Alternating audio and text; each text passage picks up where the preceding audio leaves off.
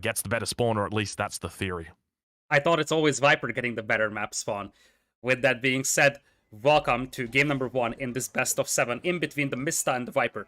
On the right side is the Viper as blue English, and to the southwest it is Mista playing as yellow Abbasids. This is an incredible series that we are going to be bringing you. This is a best of 7 series, so if you're just watching this and starting it up, I hope you've got something to drink, and I hope that you have buckled up your seatbelts, because we are about to take you on the ride of your life. Viper now going to be opening up with just all of his villagers on food at this point in time, playing on the English. Mista going to be doing the same thing and going for that early mining camp, so not out on those berries just yet. We'll take a look at the map spawn. Specifically, I want to have a look in the middle of the map. We've got a little bit of a forest happening there. It looks like it might be walled in completely. How are these players going to make their way around this or through this? Can you see any way through at the moment? I don't think there's a way through. You can loop around this way, or you can loop around this way, but probably this is the shortest path in between the players. Kind of reminds me of the game that TheMista played in the semifinals. Yeah, it looks very similar, but I think this is actually, it's not a bad spawn. I will say that much. Obviously, that middle is just sort of, you know, it's just tucked away there, but I still think it's quite reasonable. Both players are still going to be very close to each other. Main thing that I am concerned about for the Mista, and this isn't a balance issue, this is just me being concerned, is his gold spawns. Take a look at that. He's got 3 golds up on this northern face of his base. So in the event that Viper comes in, puts a little pressure on this gold mine, he's not going to have anywhere to run other than towards the eastern side of the map. There is 1 gold mine that sits down there, as well as a larger gold mine a little bit above that as well. But Viper going to be able to lock that down very easily, I suspect. It definitely helps a lot for Viper that his gold mines are a lot more spread out. There is one on the right side, there is one behind his base, and this one is fairly well defendable as well, because you can sort of wall off the right side if needed, and this one is also somewhat wallable to your town center. So this is a very well defendable backup gold mine if Viper needs it. And speaking of map spawns, can I just compliment the map spawn or the map generation for Viper right now? Literally every resource is behind his town center. Woodline behind the TC, gold mine behind the TC, stone outcropping behind the TC, and then scroll down a little bit, and of course, you've got the berries that have spawned essentially behind the TC. The only thing that's missing is the deer, which isn't towards the back, it's actually towards the front of his base, so that is the only exception. So really, really nice spawn there, proving that it doesn't matter what color you are, it just matters if your name is the Viper. He's going up with the Council Hall, only using 2 villagers to build it, whereas on the other side, as expected, we'll have the Economy Wing coming in for Mista, going very heavy on wood. It's possible we're going to see a second town center now. He said in the interview that he probably would have gotten 2 TCs going if he knew that the map was this defensive. Yeah, my suspicion is that he's probably scattered this one out. Are we able to go check and see whether he's got sight of that stealth forest just yet? Yeah, he's got sight of the stealth forest. He knows that it's not too bad to get over towards his opponent's base, and I think that he's probably going to be looking to delay that. He does have 2 villages on gold, so perhaps we'll see him opt towards a fresh foodstuffs opening and then look to transition into that all-important stone. But at this stage, he's quite heavy on wood, isn't he? He is heavy on wood, but even if he's not going for a second town center, the alternative is that he can go double ranges. He is going to need double archer ranges to match the archer production of the British player with the Council Hall. Yeah, this is pretty big. The Council Hall is, in my opinion, one of the S-tier landmarks, or one of the best landmarks in the game. And the reason why is just because of how effective it is. So a lot of people don't realize that not only does it act as an archery range, but it technically acts as 2 archery ranges, being able to train longbowmen twice as fast as a normal archery range can. So it's essentially like dropping down 2 archery ranges at the very beginning of the second age. And the thing that's impressive about it is that you have to spend 0 wood on making that. So you just age up with that. In comparison, the Mista has to make the Economy Wing and then invest 300 wood into double archer ranges just to be able to match the same production. Yeah, and now going to be going up with the Economic Wing. We don't actually see any stone brought in for the Mista at the moment. No stone for the Viper either, so looks like it's going to be 1 base play for now. We will take a look at the Mista and see exactly what he's going to be starting off with as we spot in his base he does have some military buildings going down behind his base. It looks like a double stable opening. Now, Viper's scout is hovering around towards the east of his base. Probably going to be spotting this one out almost immediately. We'll take a look from his perspective. He does indeed spot the stable going down towards the backside of the town center, and Viper now going to be looking to potentially add a barracks of his own to defend against this. He is going to need a barracks, but we also need to consider that a good mass of longbows is able to pick off horsemen quite easily. The horsemen have 0 pierce armor by default, so they die fairly easily to a big mass of longbows. Yeah, so we might not even see a single barracks go down, just with, you know, the potential for there to be a double step. Already we're seeing that blacksmith come out. This is really nice from TheMista, being able to drop this blacksmith down, and we are going to watch him pick up +1 pierce armor very, very early in this game.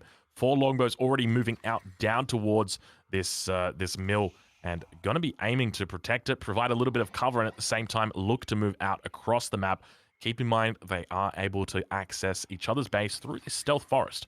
You do not you do not have or you're not blocked off by going through this stealth forest. Now, Viper doesn't have a huge army right now, and this is the moment where the horsemen can really make a difference. When it's only a small group of longbows, the horsemen can really easily pick them off. We already have the blacksmith up as well, as the defense upgrade is on the way, and this could be a great fight for Mista. Yeah, he's already looking pretty good. We're going to see some nice micro out here from Viper, I do suspect. Probably get some splits going. He's going to have to look a little bit like a gymnast, but pokes already happening on that one horseman. He brings it back, actually doing a pretty decent job at 5 HP.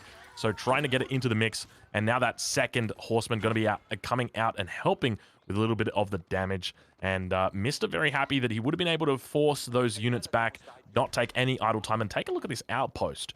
Very preemptive outpost. He's actually got a couple of horsemen that he's going to be hiding in here. Very sneaky. Viper moved out with just a handful of archers, so I don't think that he was expecting horsemen. Against horsemen, you wouldn't really move out that much. And once the defense upgrade comes in, Mista might be able to force an engagement here. Yeah, Mista's going to be looking very strong. Keep in mind, he's got units inside that outpost. Now, Viper might not realize that there's units in there, but so he is going to be dropping down a barracks behind this. Keep in mind, Viper does love his barracks play, so we may expect to see some potential rams coming out very shortly. Set up camp now being completed for Viper as well. Going to be able to heal himself up. And look at this palings. Very, very cheeky. Going to use a couple of longbows to potentially bait out the enemy horsemen and then bait them back to the palings where he'll be able to pick them off. Taking out one of those villages now on the south side. This is very, very smart by the Viper. That is such a Viper move. He knows exactly that the appropriate response from Mista is to jump on those archers because you want to pick off those low amounts of longbows with your horsemen. However, Mista doesn't have horsemen back at home to take them down simply because he's launching a counterattack. And not only that, but can we take a look from the perspective of his opponent, TheMista? I'm curious to know. Obviously, dropping down that outpost, did he have line of sight of the palings being dropped down? I think he actually would have had line of sight of those palings being dropped down. So Viper thinking he's got a 5-head, but actually having a 3-head. Moving in with the archers is Viper. Not a lot of damage to be done here. You see that there is just no villagers on the right side that could be picked off. Mista gives up on the berries, but he's got horsemen harassing Viper, potentially able to hit the gold mine here. Yeah, he's looking pretty strong as he comes around towards his gold mine. It looks like a blacksmith going to be dropped down as well here, but now going to be forcing an isolation from this gold mine and preventing any of that gold income coming through. He needs to get these upgrades in, and he's going to be able to sit on this gold mine and just have a little bit of a party while he waits for reinforcements. The Viper does. Viper needs that gold because he needs to get the attack upgrade on his longbows. So far it looks like he's pulling back all the longbows, but that's all Mista wants, because the real problem for Abbasids fighting the English is in Feudal Age. Once we get to Castle Age, the Abbasids will just love it with the men-at-arms and springalds. Yeah, Viper's army looking quite formidable at this point as well. He's got a whole bunch of horsemen out in his base, as well as the 5 horsemen that are doing a bit of a raid over towards the east that have now evacuated out. But Mista's army looking quite formidable now. Scout's going to continue spotting out the enemy base and the enemy units. And whose position do you favor at this point? I think I like Mista's position a tiny bit better, although it depends on how aggressive Viper is going to go. Because Viper can still pump out archers like crazy fast and turn this into a very good ram push. But I feel like if this game goes long, that actually favors Mista. Yeah, I'm of the same mindset as well. I think the longer this goes, the more advantageous it is for Mista. Keep in mind, Viper does have access to the King's Palace as a potential age-up landmark. A very, very strong landmark. But interestingly, Mr. putting down a tower in the middle of the map in a kind of a weird spot. Yeah, that's a weird spot indeed, because there's just no way to cross the middle there. It would have been way better either on the right side or the left side. I think he knows that this is not crossable, so it's a little surprising there from Mista.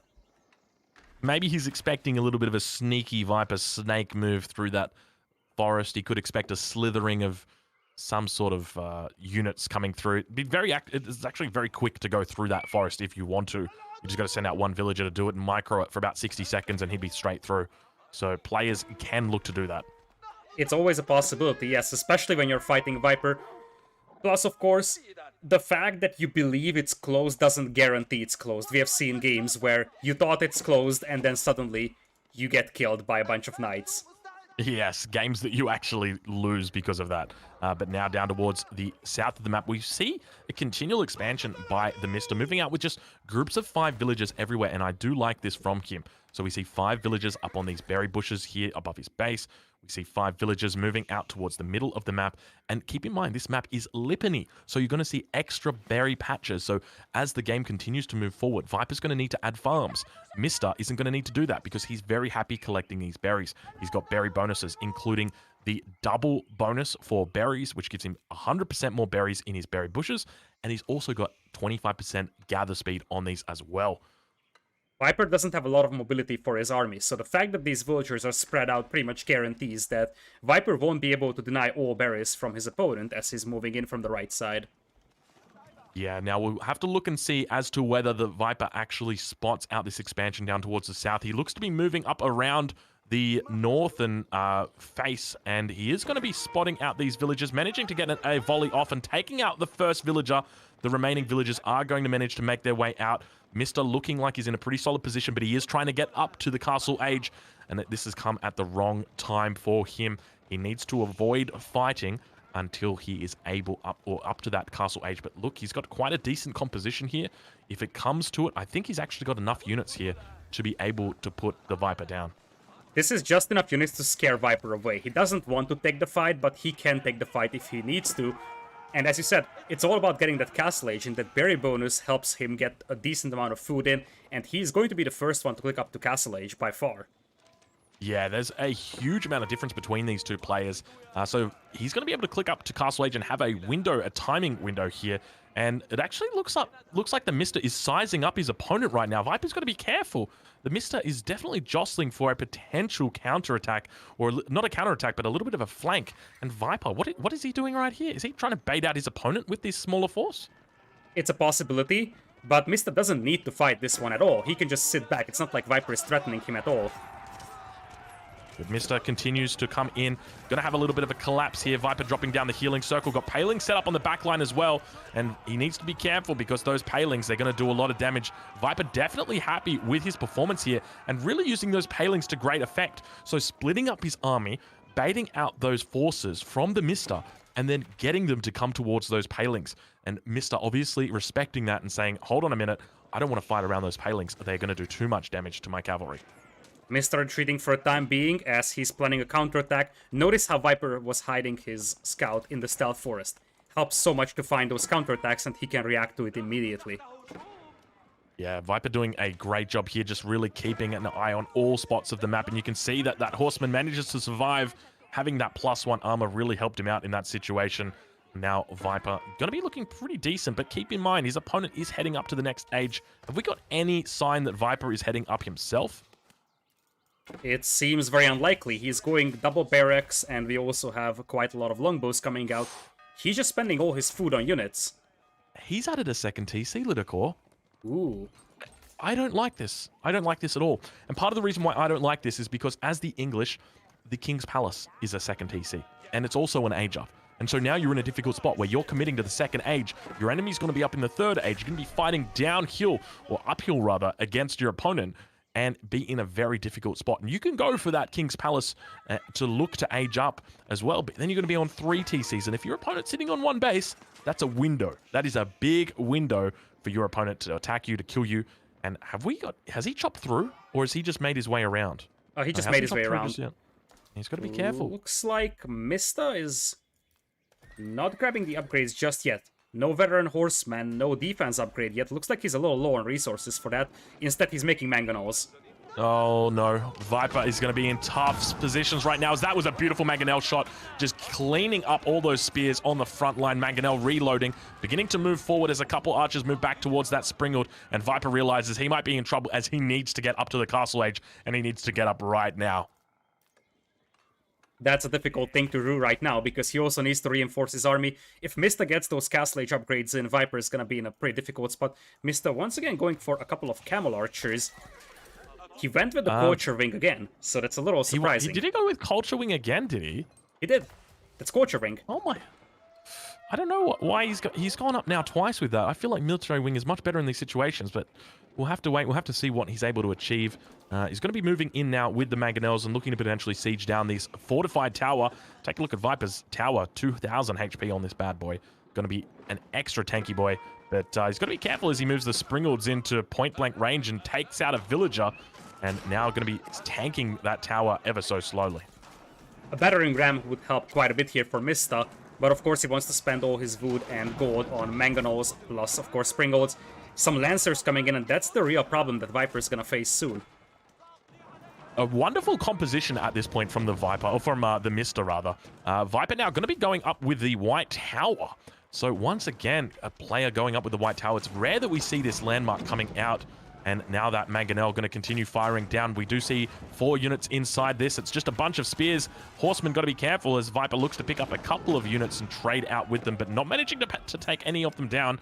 And now the battering ram continues to batter down the remaining parts of Viper's base. Viper knows he's in trouble, that's why he's going up with the White Tower. But the thing is that Mista can just change the angle of attack and hit this part of Viper's eco and still be very efficient. Yeah, he's looking to take down some houses. Viper's got plenty of population space at the moment. He's got to be careful, though. This house goes down. He's going to be down to 110 population, and there is a second house that does remain, and we can actually see Mista moving towards it, and a Mangonel shot landing on the men-at-arms, not doing too much damage at the moment, and the town center going to begin firing on that Mangonel. So now, behind this, I'm curious to know, has Viper got a Springald queued up? Viper... He doesn't have anything queued up. He's getting the defensive Springald. At this point, I feel like Network of Citadels would be the best thing for him. He needs that extra 25% attack rate boost when he's fighting close to his base. Yeah, I'd also love to see from him, in addition to that, look at all the Springald towers that are coming up now from Viper. He's got 1 Springald tower, second tower is coming out, or second outpost coming out. Viper actually cancelled the Springald on his White Castle to the south. So he's going to be just looking to continue to make Springalds here, but doing a great job, the Mista is, as he continues to build up this siege force on the front line.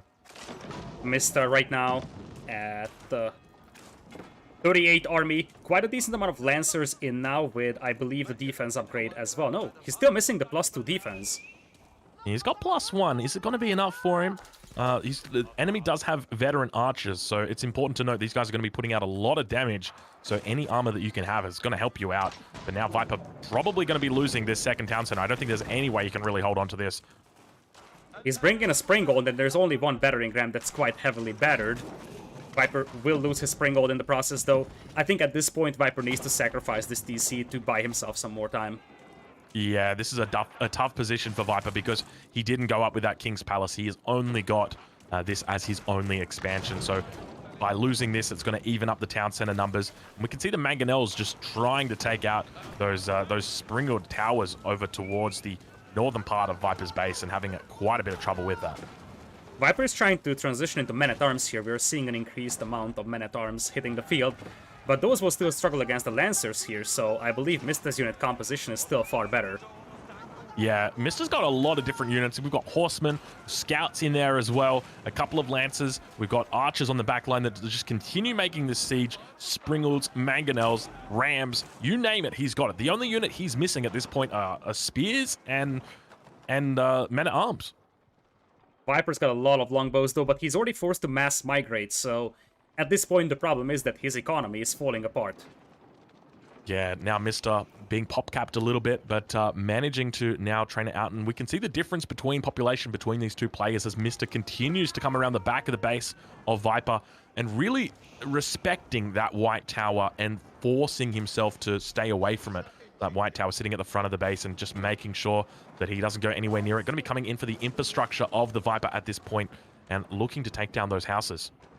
That's gonna be annoying for Viper, especially considering that he had to relocate his entire Vood income. Those Springles will be able to take down some of the Rams, though.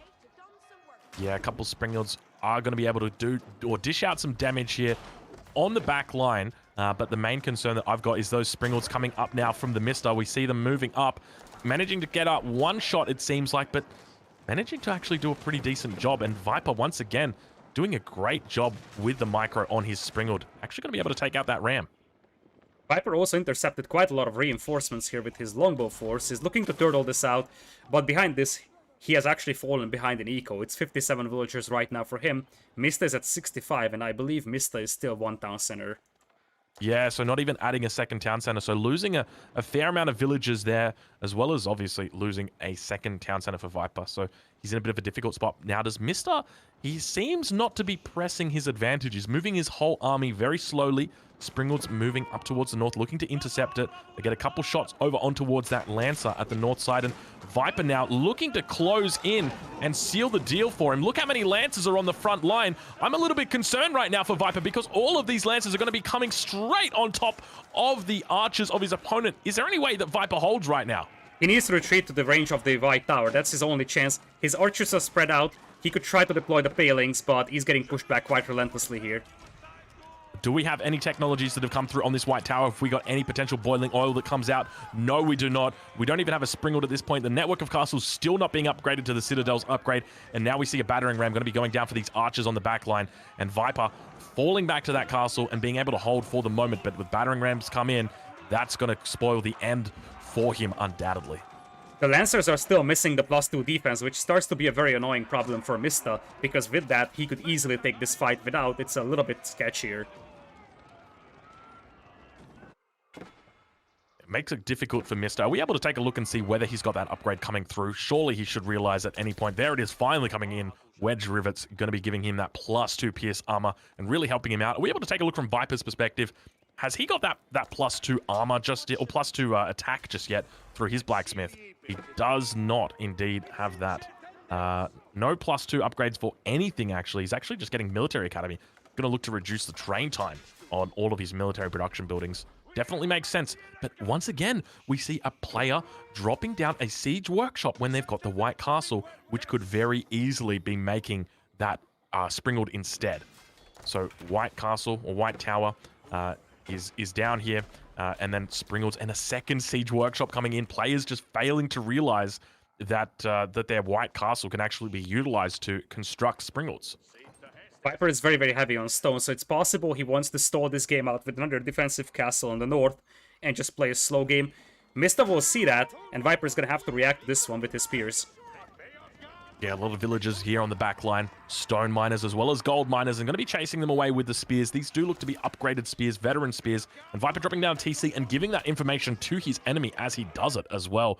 So now going to know that he is looking to expand as well. So once again, that opens up a timing window for the TheMista.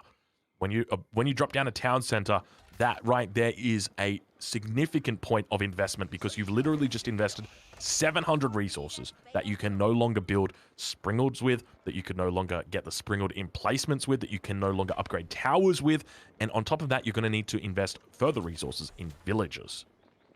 Viper is moving into the right side, getting the network of castles bonus expanded to all the way up his hill.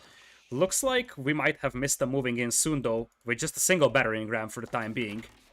Yeah, this battering ram could spoil the end for Viper. Once again, we have seen battering ram pushes get shut down by all those Springled towers, so perhaps we'll see the same thing. Villagers now on this front berry patch. No outpost to be saved, and unfortunately, they're going to try their best to get out of here, getting chased away with a couple of spears and now moving down towards the south. Reaction from Mista is to pull back his forces, which I believe is perfect for Viper. He just made his opponent withdraw his entire army from the siege just by probing this berry patch, killing a few vills. Yeah, very, very nice moves there from Viper, and I suspect that the Mista is not going to be too happy with the way that that one has been played. But now Mista going to be looking at doing some multitasking. Multiple raids going to be hitting the Viper as he's under attack in different parts of the map. Actually, towards the main base of Viper as well, there is a Lancer that continues to attack underneath that main town center, and we can see it's now been cleaned up by those Springles. But the Springles now looking to get out on top of these Lancers, and really we can see this. If there's one word I would define this tournament as, I would say Springles. Absolutely. Springles is currently looking very, very powerful. It's a great general purpose unit that also happens to counter all other siege. Now, the knight numbers are getting very high for Mista here. It's soon pretty close to just jumping on the entire army of Viper, no matter the circumstances. Yeah, Viper looking to slowly get that massive Springles up. You can see he's sitting up about that 6-7 Springles mark right now. If he can look to get that up towards double digits, he's going to be in a very decent spot, even against a significant mass of knights, just because obviously the Citadel or the Tower of Castles bonus is going to be buffing up those units, making sure they fire extra fast. Looks like the economies are still pretty close. One thing that Mista could do is drop a siege workshop and get some trebuchets out, because that would help immensely taking down the White Tower, taking down the TC, and these are the free landmarks to destroy. If Mista destroys these, it's game over. Yeah, I would love to see that as well. My main concern is in the event he does go for a trebuchet, he's not really going to be able to defend it against a Springald snipe.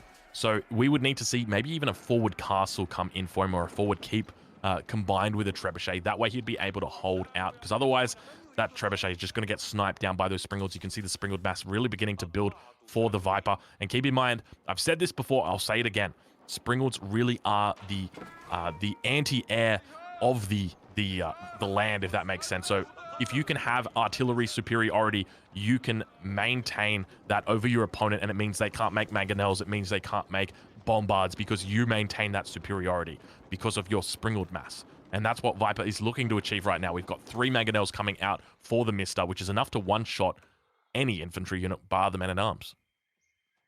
Mista is looking to try and control the gold mines here and starve Viper out of gold. Viper pretty much depleted this gold mine at the back of his base.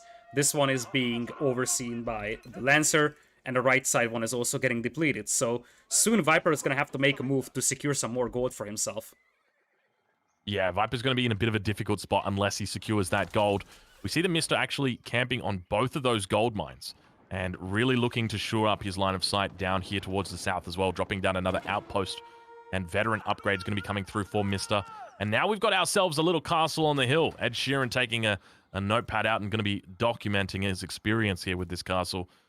But Mista definitely going to be happy with the line of sight it provides and the dominance it gives.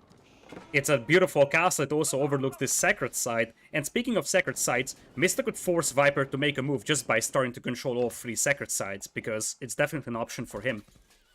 Yeah, one of the things I noted when this game started was that the sacred sites are actually pretty favorable towards the Mista. A couple of them down towards the south, very accessible to him, whereas that one on the north a little bit more favorable towards the Viper. Mista looks like he might be getting raided a bit back at home, but mangonel shot. Oh my god, mangonel shot, go back, please go back. Oh my lord, the mangonel's on the hill. They're gonna do it. Oh, they're gonna do it on the stone mine, taking out all the villagers on gold. He's found himself a nice little angle here right now. That's a beautiful angle. Imagine if he can get trebuchets up here. He is literally going to be able to sit up here with impunity.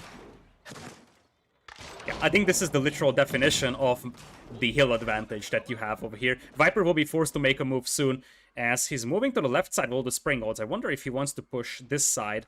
Does he know about the keep? He does. He does. Okay, he must have... Is there outpost line of sight on that keep? What is he looking to push that keep with? Because I'm assuming boiling oil has been 100% researched by the Mista. He is no slouch when it comes to that upgrade. It hasn't. A little bit of a slouch right there. Mista, what are you doing, mate? Letting yourself down, letting the team down right now. A little bit nice raid coming in on the top side as well. Viper looking like he might be in a bit of trouble here. Viper I really feel like the walls are closing in on him. Absolutely. He's got so limited map control, and this castle also protects this gold mine, so Viper is starting to run out of resources. Not only gold, but also wood. Look at this. This wood line is getting close to being depleted. Mista could contest that. And on the north, he doesn't have a huge amount of wood to work with, so in like the next 10 minutes or so, he could run out of wood. That's a really good point. There's obviously the wood in the middle. He's got to be careful with that. Wants to avoid an over chop there. But yeah, 3 forests to work through in that direction. But now Triple Ram's going to be coming out for the Viper, looking to secure his point here, realizing that he needs to not only secure a wood line, but also needs that late game gold. Spearman coming from the north as well. Mista has some knights here to defend, but Viper's got quite a lot of spearmen to support, and Mista's army is on the wrong side of the map right now for this fight. Yeah, no real way through the center either. He's going to be in a tough spot. Otherwise, he'd have to walk past that white tower. You and I both know he doesn't want to make that trek. So this castle is going to go down. Villagers getting chased away by some spears. And it looks like Mista just trying his best to regroup. A lot of infantry here for Viper. And my main concern at this point is that if one mangonel shot gets off, the game is finished. It is indeed the case. There is Viper moving up to secure that hill with the castle. Mista is doing some raiding, but I feel like the outcome of this battle will be decided by the upcoming fight. Yep, I've definitely got to agree with you there. And Mista definitely heads into it as a favorite. He's got a significant military advantage.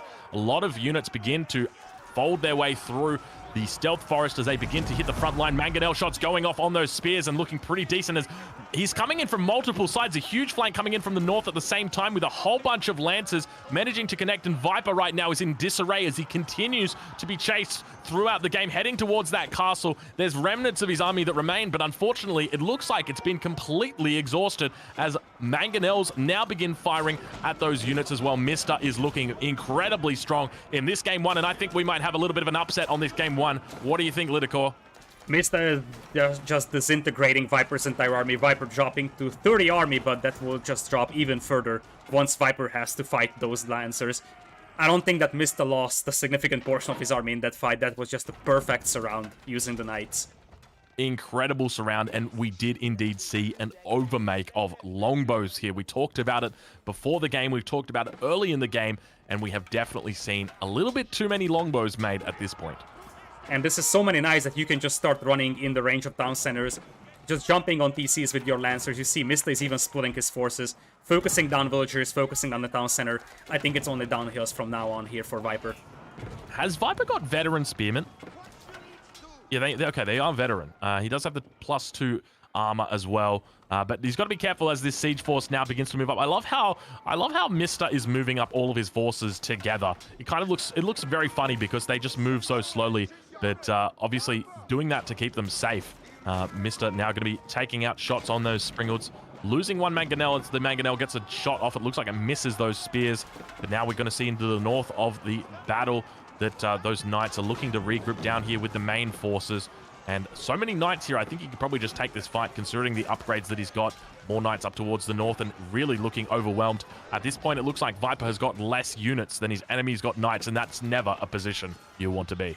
Absolutely, the castle's getting denied, Viper losing all the villagers, and he's dropping below 100 population. This is the end for Viper in game number 1, and he calls it! GG over to the Mista. A little bit of an upset in the first game. A lot of people coming into this game thinking that the English would have the advantage, but the Mista definitely showing his skill right there with a single town center throughout that 32-minute game. Was Viper a little too passive here? He had a pretty big mass of archers, but he sort of just tried to play a double town center game and allowed Mista to get to Lancers. And that was really the difficult spot. As soon as I spotted that second town center, I said, we have a problem. We're now moving into this final game. 15 seconds to go, ladies and gentlemen. If you haven't already, make sure you get your bet in for those juicy EGC TV channel points. We're going to be watching as the Mongols take us into this first game, or rather second game in this series. With that, we are welcoming you to Arabia. To the north, we will have the Viper playing as Blue Mongols, and down south, Mista is now playing red as the French. Yeah, so Mista not on that yellow anymore, so not going to be able to get that spawn. A little bit of a pause at the moment. That is normal as these games do start. Keep in mind these are live games, so that is why you're seeing that slight little pause. And Mista opening up with a lumber camp immediately. One of the things I mentioned is that you may need to go for blind outposts on your gold mine, and that's exactly what we might be seeing right here as Mista looks to outpost up the entire part of his base. He will need to. Looking at the gold mines of Mista, his safest gold mine is at the back of his base though, and it's very easy to wall off the left side, so it's more than possible that we're going to see a wall here on the left, and just try to focus on defense on the right side. Yeah, one thing to note, he's keeping all of his buildings very close to his town center. Normally what you will see players do is they will go and send a villager out to their gold, put a house down with that villager next to their gold mine, and then a gold camp or a mining camp next to that gold mine. And Mr. almost losing his scout there. That would have been terrible for him. Absolutely. As the Khan now moving up towards the north, this could be bad for him. He may lose this scout on 36 HP. It's going to take another 17 shots. 17 shots? I'm going to have to do the math here. Scout actually going to be healing up. Never mind. He's going to be fine.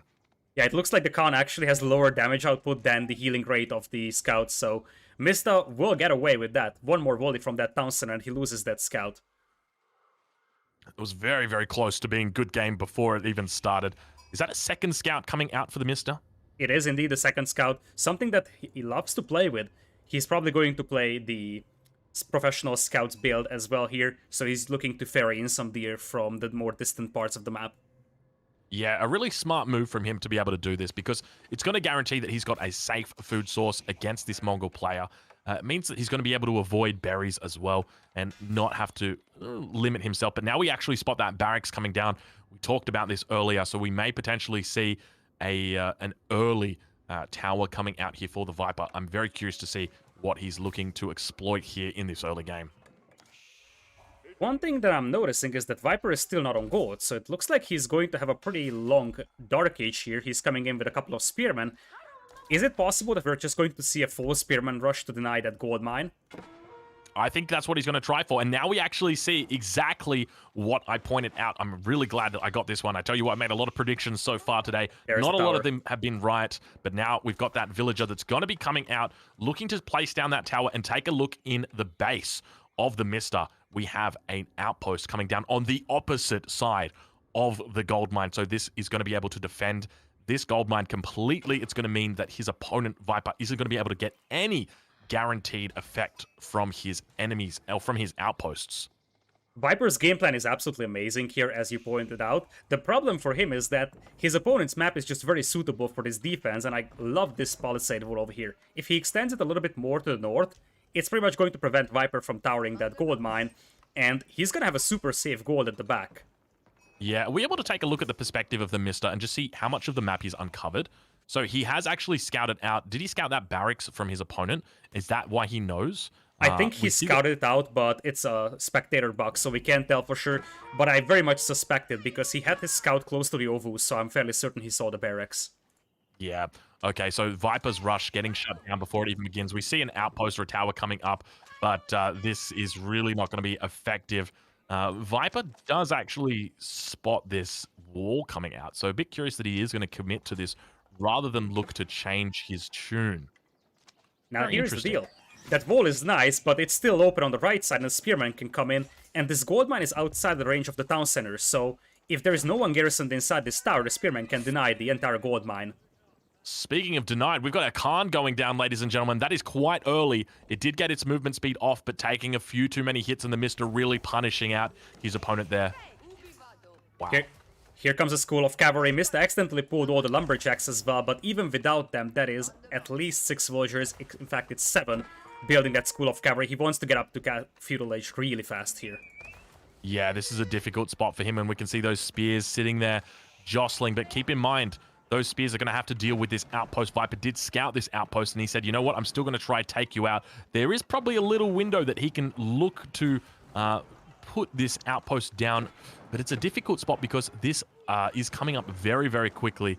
But a second outpost now going to be going down, not the right direction for him. He needs it to be going in the other direction. I think he's playing for food denial at this point. He probably understands that he can't deny the gold entirely, as Mista has his scout inside the tower. That also provides an arrow, so I guess that's the idea behind it. Yeah, there is a little spot that he could be placing down an outpost, but Mista actually going to shore that up and make sure nothing comes through. No sneaky outpost shenanigans. I think he identified that, hold on a minute, the angle that he's coming from, I could potentially lose this gold mine, and he doesn't want to lose that. Spears were looking to move in, but have decided against it. Keep in mind, Viper can always sneak villagers up towards the north side of the map or the west side of the map. Now going to be able to get up to that second age. The Mista is We're able to check on Viper, see how he is doing with regard to his age up. Deer Stones, 50% of the way at the moment. Not too long to go for him before he's in that second age as well. He's got a gear up on the hunt, and so far, Mista will be busy defending, so Viper should have a fairly safe hunt. In fact, Viper is garrisoning all the spears inside the towers, waiting for the knights to come out. But it looks like there is simply no knights here for Mista. He's a little low on food for that. Yeah, he's doing pretty well at the moment. Keep in mind, those scouts are moving out across the map. We don't have any mill just going down at this point, but he's going to need quite a fair bit of gold if he is going to be looking to afford that. Keep in mind, he is playing French. There's that mill, and he is going to have not only a reduced cost for placing that mill, it comes in at half cost. He's also going to have a reduced cost for his economic tax by playing the French. So it means that that professional scouts technology is going to be much cheaper for him than for other civilizations. Like, the fact that he's dropping this mill over here is just a clear signal that all he wants is scout hunting, because this mill is not on any kind of food source. So it's all about grabbing that professional scouts upgrade, and I think he wants to lame the huntables of Viper on this side. Yeah, really smart move from him. Viper obviously investing a go to come out here to place that one down. So if he's able to deny that hunt, or at least reduce it, he's going to be hurting the economy of Viper. Even if it is a little bit, it's going to mean that he's going to need to move onto pastures sooner rather than later. Power is now up for Viper over here, also harassing the outpost of Mista. But the key thing for Mista is that his economy isn't getting pushed right now. Yeah, he's very happy right now. This is where we have seen Mongols beat the French. In most of the cases, it has been in games where they've been able to access that economy and get in there, disrupt it, and cause a lot of pain to these players. But today, with TheMista playing on the French, we have seen him take a very cautious approach, placing down walls, preventative outposts, and look, it's taken a lot of resources to invest it. We actually see him dropping down a second gold mine, or a gold mining camp rather, on the opposite side of his mine, and just making sure that if Viper looks to push in here, that he's going to have that secondary camp to be able to go to. He also has 2 towers in here, which means he can garrison all the 9 villagers he has on the gold mine. And now he's up to 4 scouts, so he's looking to take those huntables in. Viper won't be able to stop this. Yeah, now going to be able to pick up those lovely deer. Going to be able to bring that back. 350 food on each of those guys. And keep in mind, they do gather much faster than their sheep counterparts. So it is very nice for him to be able to do that. And now we see those spears moving out to try and look to deny this. But Mr. going to be very happy. This is definitely going to power his food economy for at least the next 2 to 3 minutes. That is definitely a nice approach for Mista. And you did mention that Mista is playing very safe. That has been his playstyle for the entire tournament. And it just helps so much when your natural playstyle is something that is causing problems for the Mongols. Yeah, this is absolutely huge at this point. So one of the things to note with these players as well is that even if Viper looked to deny this hunt, that he would be able to move out onto the map and look at taking other hunts as well, so potentially denying the hunt from his opponent. So we see those 3 remaining deer going to come in now, seizing up or shoring up that entire hunt, but undoubtedly going to be looking to grab the rest of the hunts that are out there. He does have 4 scouts that are out right now. And this is going to skyrocket Mista's economy. At this point, it's one town center for both players, and Viper is already forced to invest into pastures, which is not necessarily ideal. Plus, of course, faster working town center for the French helps quite a bit, taking an eco lead for Mista.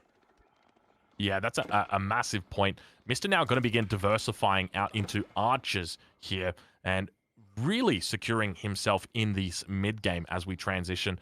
Both players not really looking to hit the castle age at this point, but Mr. has gathered up 704 gold. So there could be a potential window for him. Maybe we could take a look at the incoming resources, income per minute, and there we go. So we can see Mr. Look how much food he is on per minute. So a lot of villagers out at the moment. He does have survival techniques researched, and there is the potential for him to actually click up to the next age. But spending a lot of his resources, actually. A whole bunch of gold just... actually, no, that is income per minute. I take that back. Let's take a look at current resources. 700 gold now for Mr. So I don't know whether that's Miss Macro or whether that's just a man who likes gold. It's probably because he wanted to grab the hunting upgrade first, and he was like, okay, I'm gonna make knights, I'm gonna make the upgrades, so I'm just gonna have like 6, 7, 8, 9 villagers on gold, and he only recently pulled the villagers off from gold, leaving only 5. Yeah, that would make a lot of sense. Obviously, the gold has always been the question mark when it comes to his build order. So the fact that he's sort of used his advantage in the early game to guarantee that supply mine it out as much as he can. And then he said, you know what, I'm going to need to age up at some point. I'll just keep it banked up. That way, if he does deny my gold, I can still age up behind this. Now here's where this gets interesting, because if Mista decides to invest a lot of resources into Castle Age, Viper could easily punish that. He already has a decent amount of archers and spearmen in here, soon will be boosted by the Yum speed all the way around here. And a ramp push is very possible here. In fact, for Viper, he's got a blacksmith up, and he doesn't have the siege engineering upgrade just yet. Yeah, it's kind of wild, isn't it? The fact that he's going to be able to potentially push in here. No siege engineering upgrade just yet, so we're still going to see a while before those rams come in. But take a look at the food income right now for the Mista, sitting up on almost 1,000 food a second, or a minute rather. But Viper now pushing in, going to be taking out some villagers of the Mista. He's got to wake up as 3 villagers go down on that tree line. A 4th villager going to get picked off on that lumber camp. And a difficult time for the Mista. Viper looking to even up those economies. Let's take a look and see the villager count. Did he manage to even that one up? We've got 36 for the Viper. His opponent, the Mista, sits on 40. So still a bit of a way to go for him. But nonetheless, a decent trade there for him. He'll be very happy with himself. It was a much-needed trade, because otherwise the French could just carve out an even more significant eco lead. And it looks like Mista, upon seeing Viper's forces coming in, decides not to go up to Castle Age and just start adding more knights and also grabbing Iron Undermash. Yeah, there's a lot to say about this one. Now, Viper is looking pretty decent. He's shoring up this defense, and you can see he continues to add outposts around the base of the Mista. If Viper's able to get up to the next age, he could potentially add a whole bunch of Springlets in here and really just keep the Mista locked into this base. What I love about this for Viper is that he's going to cut off the path of the scouts, so Mista won't be able to ferry in deer any longer, and the entire food eco of Mista relies on those deer being brought in consistently. Yeah, well, speaking of food income, rather, we can take a look down towards the south of his base, because he does still have access to these berries. In fact, he hasn't even touched these berries just yet. There obviously are units down here, but the Mista actually realizing, hey, wait a minute, I can actually take this out. There are arrow slits on this bad boy, but it's not going to take too much damage for him to do that. And now going to look to seize up this bottom side, and he's got plenty of resources down here for him to access. Not only this one berry patch on the south side of the map, but there's also a second berry patch down towards this back corner, and a sheep. That's a consolation prize, I'd say. Here come the rams, though, from Viper, and this angle is more than exposed. This side is well defended by the town center, but this left side could be pushed really heavily. Yeah, this is a little bit concerning now for the Mista. He is moving down towards this side, but his mass continues to build up. He's got a lot of enemy units to deal with, that is for sure, but I kind of like the Mista's position at this point, despite the score drop, or the score difference between the two players. Keep in mind, the Viper is playing the Mongols, a civilization which notoriously is a little bit bugged at the moment when it comes to score, so ignore that score gap. I would say at the moment that scores are quite even, irrespective of that little gap. Indeed, Viper has a quite sizable army right now with 48 army, and Mista is sitting at 33. Looks like Viper is thinking about committing, but there's a big force of knights looking to flank once again. Yeah, there's a lot of spears out as well for the Viper. Viper doing a great job of just making sure there's a balance between these two. And take a look on the backside. We've got the guild hall going to be going down. Now, Mista has taken out all the towers back here. So Viper is unaware that there is an age up in process. And Mista wants to make sure he is able to age up before he takes this fight. You do not want to be aging up and fighting at the same time, because you are fighting in lieu of your upgrades. It's jostling for position now underneath this town center as 2 battering rams begin to batter down the hatches. We see the knights on the front line getting skewered by their opponents as the spears manage to connect, and there's a lot of spears underneath here, but I don't know whether it's going to be enough as the scouts now get on top, also distracting the spears as those spears get recalled, and now move towards the front line. And take a look at the knights now that begin to overwhelm the spears on the front line. It looks like Mista may be able to clean this one up. That is just an absolutely beautiful fight for Mista, and Viper did everything perfectly. He braced his spearmen and actually cancelled the charge of Mista. Now Mista is not only cleaning up the archers, but he's up to Castle Age, and all he needs is just a defense upgrade, and things could start snowballing. And this is exactly where the snowball begins. Once you take out those spears from your enemy, they're going to need to create not only twice as many spears as you have knights, but they're also going to need to make up the difference, because you've already got that knight advantage over their spears. And this is where the snowball begins. And I love how there's a road leading. There's a very faint road leading from the town center of the Viper out towards that outpost of his enemy. And now we see that trickle beginning across the map as Viper really looks to put the nail in the coffin, so to speak. But he's got to be careful, because he's lost the majority of his siege He's only got a few archers and a few spears that remain. Viper is not Take a far look away at- from Castle Age either. His opponent now has veteran Royal Knights, and we're even seeing Cantled Settles come in. Mista still has to hit this timing here, because Viper is getting close to Castle Age, and if Viper gets to Castle, we're talking about an even game here. In fact, the second town center is already on the way for our blue player. Yeah, Viper going for a second town center. A lot of pastures back there as well. We'll take a look what he looks for. He's going up with the Step Redoubt here. I'll be honest, I sort of expected the Kurultai coming in, just considering how big Viper's economy is going to continue to grow throughout this game with the second town center. And definitely Viper showing his prowess when it comes to booming, isn't he? Absolutely. In fact, I feel like he feels confident with his army for the time being, plus the 2 TCs. That's why he's going for the Step Redoubt. Almost up to Castle Age he is, so as much as it felt like Mista could have the game snowballed out of control, it just doesn't seem to be the case anymore because Viper is almost up as well. Yeah, I agree with you completely. Viper has still managed to keep his head above water despite investing so many resources in the early game, in these outposts, in these towers, and he's managed to do pretty well, managing to get up a second town center, also getting up to the 3rd age now, so going to be looking to get those upgrades in.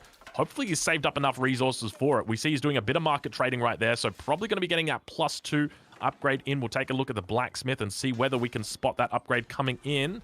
No upgrades in just yet. Have we got any potential? There's the veteran upgrades coming in for the spears. Definitely a wise choice.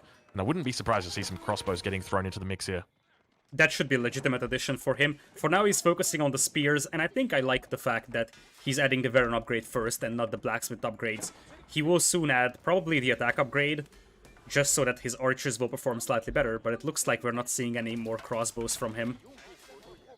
Yeah, I wouldn't be surprised to see that beginning to come out. The main concern I've got is, though, how does his enemy... So, how does Viper deal with mangonels being added? Because at this point, we've got the possibility that there's going to be knights, that there's going to be archers. You throw in mangonels into the mix, and now you've really got something difficult to deal with. So we may see a potential Springled switch. We may see that Men-at-Arms plus Springles combination that we have been seeing throughout the day. That is a potential thing, but Viper now picking up veteran upgrades for both his archers as well as his spearmen, and looking to transition into that infantry-based composition in the Castle Age as well. The unit compositions currently are very similar to the previous game, and that was a problem for Viper in that game. Ooh, look at this group of archers.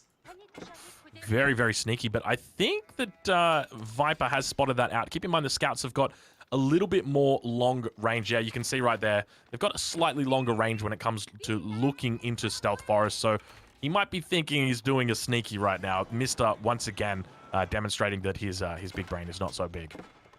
The Mista's got a scary amount of knights now, and as I said, the compositions are same as the previous game. This time around, however, those Royal Knights even get a bonus attack after a successful charge, so this force is even scarier than the Lancer force was in the previous game. Have we got Cantled Saddles research just yet for the Mista? Yep. He started Castle Age with that. Wow, okay, so really going to be doing a lot of damage once he gets into the fight. So you can see the importance of having those spears in the appropriate formation and making sure they all get down and they get their skewers out and they put him on the barbecue.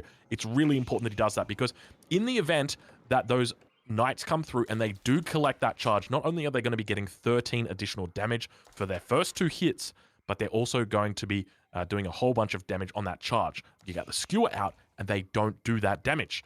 They don't do the charge damage either. Indeed, it's just extremely important to get those spears down, but it's also a difficult thing to do, especially if you're getting attacked from multiple directions, because from what I've seen, Viper is using the brace ability by clicking the stand ground button, but that means that he needs to face the knights directly, because the spearmen will brace their spears in the direction that they're facing the moment you press that button. Yeah, it can be a little bit difficult getting it to work. There's also a bit of a delay when you do that stand ground as well. So if he is managing to do it and get it off with the stand ground, then he's definitely, you know, not doing it the optimal way. But we'll take a look now towards the north of the map as Viper is under a little bit of siege here. Needs to call Steven Seagal, I think. Tower is gonna go down. I see a couple of crossbows mixed in, and that's the place where Mista could be in trouble. Yeah, he's going to need to respond to this with a Mangonel. I think that's going to be the appropriate response, but attacks happening all over the map at the moment. Down towards the south, it looks like a little bit of a raid was happening. Is that a 3rd town center that was going down? Oh my lord, please, Viper. Don't tell me you're making a 3rd town center playing the Mongols. Instead, he decides to go for Springolds, and now I feel like Viper's army is growing extremely huge. He's at 63 army as opposed to Mista's 41. Yeah, Viper actually looking very strong right now in this Mongol matchup against the French. And honestly, if he pushes in... Okay, I'm actually thinking might be a good game for the Mista. This is the issue. Springolds. So part of the reason why the Mongols are so damn strong at the moment is because they're able to construct this siege with their improved siege engineering. And you can see now this Springald mass is going to be very difficult for him to deal with, because the counter to Springolds, when the army mass is this big, it's not pretty. We're talking fast Imperial to try and deal with this, because you're going to need to have Royal Culverins out dealing with these Springolds, and you're just not going to have the time to do it. Speaking of fast Imperial, Mista is floating a lot of resources, which is a pretty significant problem right now. He's not going into Imperial, but he's also floating a lot of resources that could be spent on army. Yeah, you can just see the Khan out from the Viper at the moment, really looking to scout this out, and more Springolds going to be going down on the front line. Right now, plenty of resources in the bank for Viper. He needs another 20 gold. He's going to be able to drop that down. A second Springold. Now we've got 4 Springolds out on the front line, and Viper doing his best to try and siege those down on the front line. Also, Men-at-Arms going to be engaging with the Knights and trying their best to block that one off. But keep in mind, there are crossbows here. Springolds continuing to work their way through the HP of the enemy Knights, but it's a difficult spot as these archers are steadfast. The Knights finally going to be able to connect with the archer ball, but keep in mind, there are crossbows in here, and the Mista realizes he needs to react. He needs to have something more in here. This is where the Mangonel needs to come in. There is no way that he wins this fight without that Mangonel, and we do see the Siege Workshop sitting on the front line. We don't see or hear him any Mangonels at the moment. Have you heard that Whiplash yet, Lidicor? He had a Mangonel that got sniped by Viper. Absolutely amazing move there from him to snipe that before it could get a hit out. And as you said, the crossbowmen are just tearing apart the Knights here. Of Mista is dropping in military population at a dramatic pace. I tell you what, watching these matchups between the Mongols and the French, it really makes me start to respect the Mongols a lot more. Throughout this day, we have seen Mongols as a constant top-tier pick, and I think in every single matchup against the French, they've won. So it really goes to show that not only are they just a counter pick for French, but they are just an incredible all-round pick. Viper now coming out with some, Mista coming out with some villages and looking to siege down these Springolds. It is a last-ditch effort from him. The difference is that if you look at the unit recall for Mista, it's almost non-existent, whereas if you look at Viper, it's just a flood of units, and he's doing this without the double production. Yeah, he's doing a great job. Sitting up on about 400 stone at the moment, so he's got plenty of resources to invest in that if he does want to. But this Siege Workshop, a little bit too far forward, I suspect, because any units that come out of this are just going to get picked off immediately. Mista's got to be careful. If he lets this unit come out, it's just going to die almost instantly. And that's exactly what we see now. The Springolds coming out. We can see it getting focused down. Viper going to be looking to get both of these Springolds on it, and unfortunately going to be losing that Springold. Not even able to trade out with a Springold of his enemy. Yeah, that was very unfortunate there, and as you said, the crossbows are just doing such a good job picking off both the Men-at-Arms and both the Knights. When you have some meat shield in front of those crossbows, they really deliver, and the Springolds are just tearing apart whatever has left of Mista's army. He taps out, and Viper evens the series out. Very well played from the Viper. Now that he's won with the Mongols, that's going to be eliminated from his map, or from his pool, his Civ pool. Very well played from him. And congratulations to all the faithful for Viper winning all those EGC channel points. We take a look at the village account towards the end. Despite the Mista being on 1 TC that entire game, he still manages to maintain an economic lead for most of it, considering that Viper was actually sitting on 2 TCs for a significant portion. On the other side, it is a massive achievement from Viper that he was able to prevent Mista from booming away a lot more. Oftentimes, the French will have a much higher villager count than you do, so the fact that Viper was able to keep it even is a massive accomplishment, and in the end, of course, the unit flood from the Mongols just ground down the forces of Mista. As we jump into game number 3 here, we'll welcome you on Mountain Pass. On the left side is Viper in blue, and on the right side is Mista as Mongols in red. Yeah, Mista going to be starting off by placing his town center right down next to this tree line. A little bit of a pause there, you guys will see. And keep in mind, this is a live game. That's why we've got that pause coming in, because the players have only just gotten into the game themselves. Bringing back those sheep over towards his town center. Got to make sure his villagers are on that one as soon as possible. Now, we'll take a look at the mini-map, or rather the map, and see exactly how the spawns have occurred for the players. It looks like this spawn is pretty balanced, I would say, Lidicor. We've got 2 large gold mines down the south, 2 large gold mines at the north, double deer for each player on their respective sides.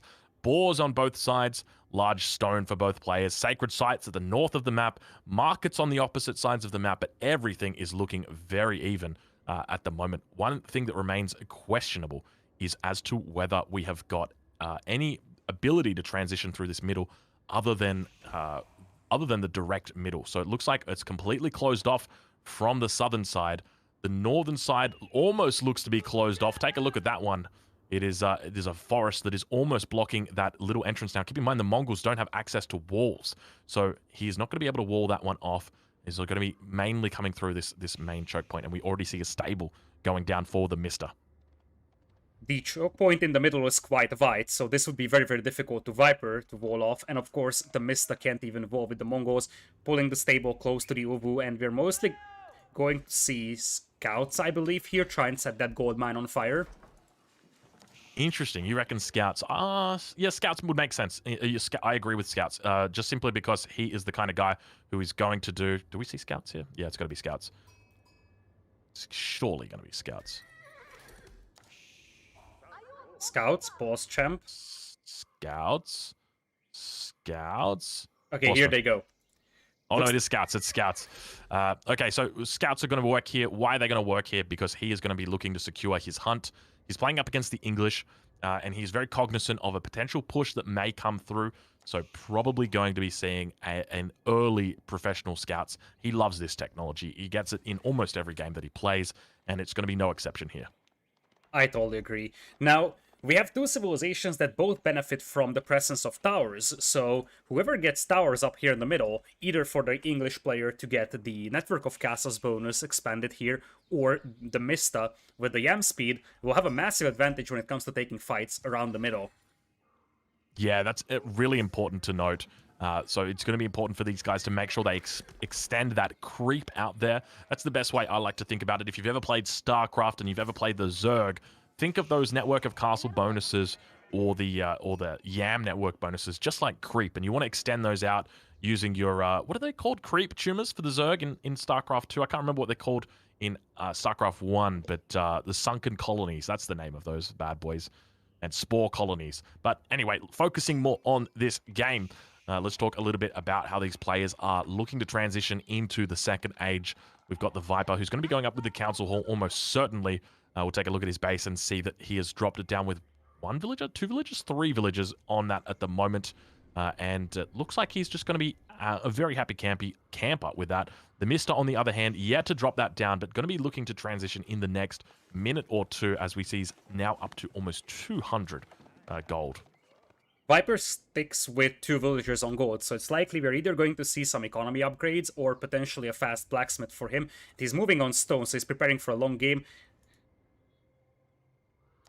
Yeah, one of the things to note that with this build order is actually, by taking the stone, if Mr. scouts that, he is going to be very, very happy. And I think this becomes concerning for me. So this is twice that we're actually going to see Viper on the English, and twice we're going to see him going for a... I'm not going to say an early town center, because this is the first game we're seeing a super duper early town center in this series. But he did go for that second town center as the English in that first game that we watched. And obviously there was a window there. It did get punished. It's going to be the exact same thing here. Right now, Viper is giving him a window, and it looks like Mista will be climbing through that, definitely. Mista hasn't really been aggressive with his scouts. In fact, he has been just scouting for hunt. So I'm fairly certain it is indeed going to be professional scouts, and just try to yoink as much hunt as he can from Viper's side, give him an advantage. Yeah, I suspect that's also going to be the case. Now, we actually just saw Mista down towards the south scout that stone mine. Now, keep in mind, the line of sight on these scouts is quite large. He had double scouts just underneath that gold mine. He does spot the stone. He would have clicked on it. He said, okay, he's on one base. He's going for two. That's fine. I know exactly what I'm doing. The Mista puts his game plan into action. And so we can expect to see... What do we expect to see from here, Lidicor? What's your suspicion? I think he can think about the second town center, but he doesn't have a lot of villagers on foot, so it's more likely we're going to see an aggressive gameplay. In fact, we are seeing some horsemen coming out. He's probably going to try and steal as much hunt as he can from the Viper, and then just put one scout in this stealth forest, one over here, see if Viper wants to cross. If Viper is not really aggressive, he might drop a second town center. If Viper plays a little more aggressively, then he's probably going to continue with horsemen. Yeah, that is my suspicion as well. As we see, has he got a Gur drop down anywhere at the moment? Is he going to be able to get that professional? Oh, there's the Gur right there. So professional hunters coming in any second. Here it comes. Professional scouts rather. 3, 2, 1. Count us in. Here it comes.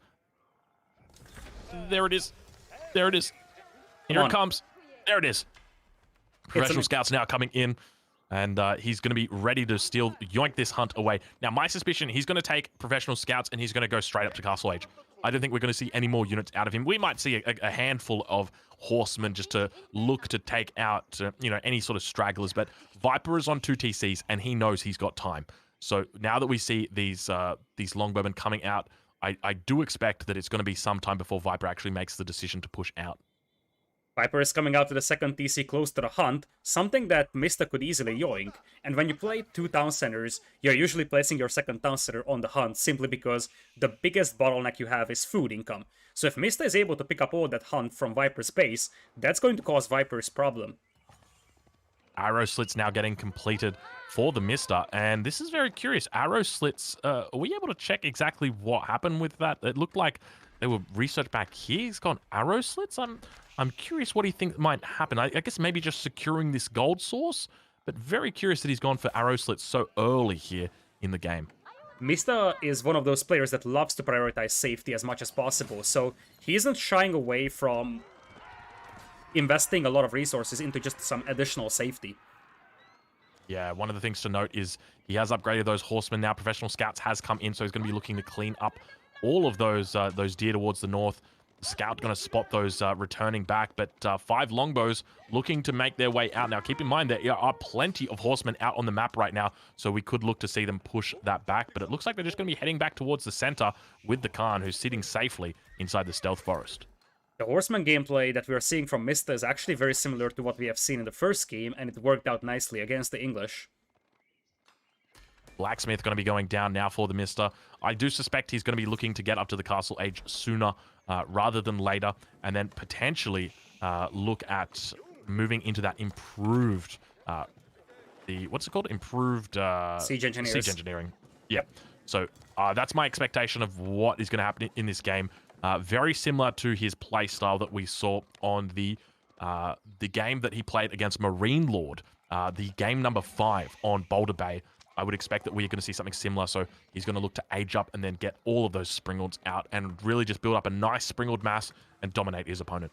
I totally agree with you. In fact, if you look at his resources, he's getting close to Castle Age. He's even grabbing survival techniques, so his food income is going to skyrocket right now.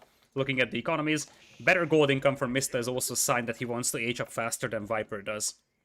Yeah, Viper sitting on 2 TCs. It's going to be a little while before he's able to prioritize getting up to the Castle Age. Also going to be investing more resources into farms here.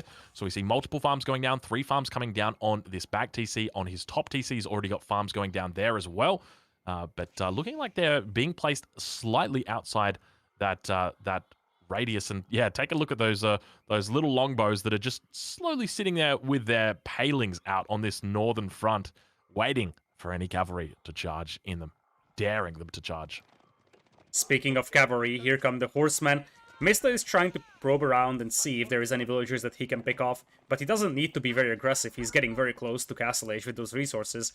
And once he gets to Castle Age, man-at-arms Springolds can be something that the English struggle against quite badly in Castle. Yeah, this is going to be something that really is very potent against them. And keep in mind that one of the reasons why men-at-arms and Springolds are so difficult for the English to deal with is because if they want to try and match that with their own men-at-arms Springolds, they can do that. But the issue that they're going to have is that the Springold numbers from the Mongols is going to be so great that they are just not able to overcome it. And once you have better Springold numbers, that translates into a win over men-at-arms as well, because if you have some sort of meat shield in front of your Springolds, like your own men-at-arms, they will just pick apart Viper's men-at-arms. So that's going to be a concern for Viper, especially knowing that he's going to get beaten to Castle Age quite badly here. Yeah, how are we doing on current resources for Viper? He's sitting at about 500 food or 600 food, less than 100 gold now, just hitting that 3-digit mark himself. So he is going to be behind the curve when it comes to this. He's got plenty of villagers over on mining that gold, but it's going to take time before he gets up to that next stage. Now we see, what's this moving out on towards the front line? There was a single unit that was rolling out towards the front line for the Mista. I'm just thinking, it's not the Kurultai because he hasn't aged up just yet. But now it's the Deerstones. Oh, it's the Deer Stones moving out, and now we've got ourselves a little bit of an engagement. Going to be looking to pick up a couple of longbows and managing to do pretty effectively despite that town center looking to fire down. We see that Network of Castles buff coming up. The Khan getting sniped out there. That's okay. He's got another 2 minutes before he really needs to get everything into action. It's going to take time for that to regenerate, and picking off a couple more deer up there as well. Deer Stone's now going to be going down in the middle of the map. The last time someone tried to pull their deer stones closer to Viper, that one specific person lost the deer stone, so you gotta be careful with that. There's improved siege engineering already in for Mista, and I think we're just waiting for the men-at-arms to pop out and start the Springald rush. Yeah, it's going to be men-at-arms here coming out for the Mista, undoubtedly. Potentially, we could expect to see from the Viper as a response crossbows, but keep in mind that is a castle age unit. Viper now going to be able to click up, and once again going with the White Tower. So second time we're seeing Viper go with the White Tower. And once again, I look, the Viper, one of those top-level players, so I'm not going to dispute what he's doing, but it just seems a bit strange to go double TC opening and then going up with the White Castle versus going just one TC into a second King's Palace. It's a little bit more quick, a little bit swifter, and a safer route up to that castle age. But we'll see if he can potentially use this White Tower to get a Springald mass lead on his opponent. One of the things that Viper gets with the double TC in Feudal, though, is that he can pop out military units. It's not like a fast castle when you gotta get up to castle age before you can do anything. And, of course, he's gonna have those villagers for a longer amount of time. In this scenario, I think the White Tower is the better choice, simply because he knows exactly that Mista is about to push him. Yeah, I do agree with you in that regard. It makes a lot of sense. One of the things to note is that with this technology, or with the improved siege engineering, you're not actually going to be able to make trebuchets with your units. You will need to make a siege workshop if you wish to get trebuchets out. So one thing to note is that if he wants to get in underneath that White Castle, he's either got to go with rams or he's got to go with trebuchets. And if he wants trebuchets, he's going to have to make a siege workshop. Viper is adding crossbows immediately, so he knows exactly it's either men-at-arms or lancers coming, potentially both, as Mista looks to try and bash his way through the right-hand side walls here. Yeah, I think it's the wise choice as well. He knows about this White Castle. He has scouted it out, and we now see those Springalds coming down. He's got to be careful with that Lancer taking a few hits there. I wouldn't be surprised to see +2 coming through for him any second now as that Khan begins to move forward towards the front lines. +2 defense is still missing for Mista's heavy cavalry over here, and it is not even on the way. He seems to be pretty late with those +2 defenses in most cases. Yeah, you're not wrong. Now we've actually got an outpost going up for Viper. He's got to be careful here as a scout moves out to provide a bit of line of sight and going to begin focusing down those villagers. No textiles there for those villagers is going to mean that they get one shot, and more villagers now moving in onto this outpost. He realizes how important it is to get this down, but look at the villagers that are going to get taken out here on the front line. Battering ram going to be coming down on the back line as well and looking to get through this wall and begin penetrating the defenses of the Viper. Mist is at 36 army right now. Viper is sitting at 23, so Viper cannot necessarily take this fight as he's getting raided on the left side by a single Lancer. Yeah, a bit of a tough spot for him now. That Springald mass beginning to build up to 3 Springalds now. And Viper in a tough position now. Look at the Lancer mass that's beginning to build behind this. He's got plenty of armored units here. He's got Springalds that are going to be able to deal with enemy armored units. He's got Knights, or rather Lancers, and he's got those men-at-arms, which are going to be able to deal very effectively with his enemy stuff. But take a look at all of the outposts that are coming up. So Viper looking to respond with Springalds on these towers to try and get through the battering ram. Battering ram going to be taking a lot of damage from those Springalds towers, so you'll see it firing out now. Looking like it hit one of the Springalds, so he's got to be careful there. He's got to move that back. Wall going to be going down, and Viper needs to be careful as Mista moves in with the majority of his units. Mista's got quite a lot of horsemen as well. That's going to help a lot against the crossbows, though the horsemen don't have the veteran upgrades, so they are no more than an auxiliary unit. Speaking of auxiliary unit, we've now got crossbows out for Viper. How do you feel about that? I like it. This build is usually built on the Lancer / men-at-arms play. Of course, if you only have 2 or 3 crossbows, those get picked apart by the Springals, but once you get like 10, 15, your opponent won't be able to break this defense without mangonels. Yeah, and that's exactly what I think is going to need to happen here. It actually looks like Viper may have held for the moment. So those crossbows are probably going to be the indication that Mista needs to pull back at least for the moment. Needs to just chill out. He's probably going to have to invest a little bit more resources into Mangonels and not going to be able to mass up the Springords in the same way he had hoped. And as long as that tower stays up, the network of castles bonus applies in this entire radius. Viper is still without the network of citadels, though, something that could help with this defense even more. But you gotta love how he's re-walling this one, just to make sure that he can delay Mista even more. Yeah, really smart from him here. And once again, I'd really like to see Mista just at least try and get a trebuchet or two out. Obviously, for the Mongols, they do a little bit less damage, but have a look at Mista being so obnoxious up here towards the north. A single Springald coming out and raiding this gold mine, using a scout to provide it line of sight as well. Really, really cheeky. He's looking to play a gold control game over here. You see that he's trying to deny these gold mines. He has been scouting this one extensively as well, as he moves in with the horseman on the left, just grabbing the veteran upgrade. Yeah, good timing on that veteran upgrade. Going to give him that little HP boost that he needs to get through. But now having that +2 ranged armor, it's going to help him out a fair bit as he tries his best to escape.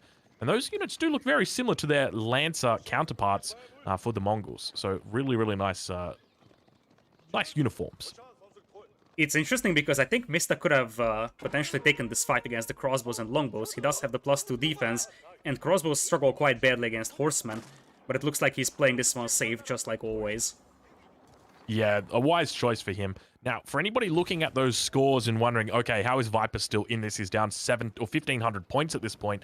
Keep in mind the Mongol score is bugged. If we take a look at the population difference, we see 57.54 versus 72.51. So still quite close on economic unit count, military count a little bit behind there. But Viper going to be doing his best to try and hold for the moment. And if Viper manages to hold with the English here, he's going to be looking very comfortable in this series. Especially because the English late game economy is one of the best in the entire game. Not only is their farming bonus incremental, so it gets an additional 5% gathering rate boost once getting up to Imperial, he can also grab the enclosures upgrade, which gives him a very nice trickle for every farmer he has. It's going to be an insane late game economy for Viper. Yeah, basically works out to be, if you've got 32 villagers on farms, it's equivalent to having 5 relics. So if you can double that up, obviously you can get the equivalent of 10 relics, which is a huge amount of gold in the late game for the English. Funnily enough, Mista could take both Sacred Sites and force Viper to make a move, but it looks like these players are not really playing for Sacred Sites. It's all about destroying the opponent, and that's it. Yeah, that's exactly what we're seeing, but you hear those bells ringing out across the map, and that is because Viper has that network of castle going. He's scouting out the enemy units, and that is alerting everybody to his presence. That villager inside that radius going to be lighting up everybody here. Do we have that network of citadels upgrade coming in just yet for the Viper? Negative on that. Still not yet. He's got fortified outposts coming in with Springald emplacements, as Mista is looking to expand his Yum network aura all the way out here with the outposts. He's got the majority of the map control, but Vipers has had a lot more villagers for most of the time, so it's starting to get concerning for Mista. Yeah, really smart move here by the Mista to come down here. Obviously appreciated that his enemy was fortifying up to the north, and he said, you know what, you can fortify to the north, I'm going to just come down to the south. And that's exactly what he did.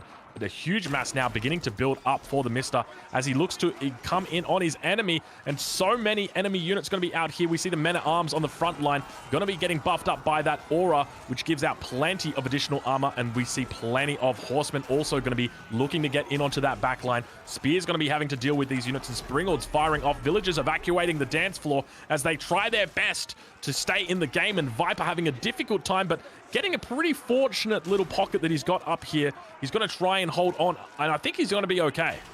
Is he? All the spearmen are gone, and now it's only horsemen. I feel like you have been a little too positive on Viper's situation right now, because this push is getting kind of scary.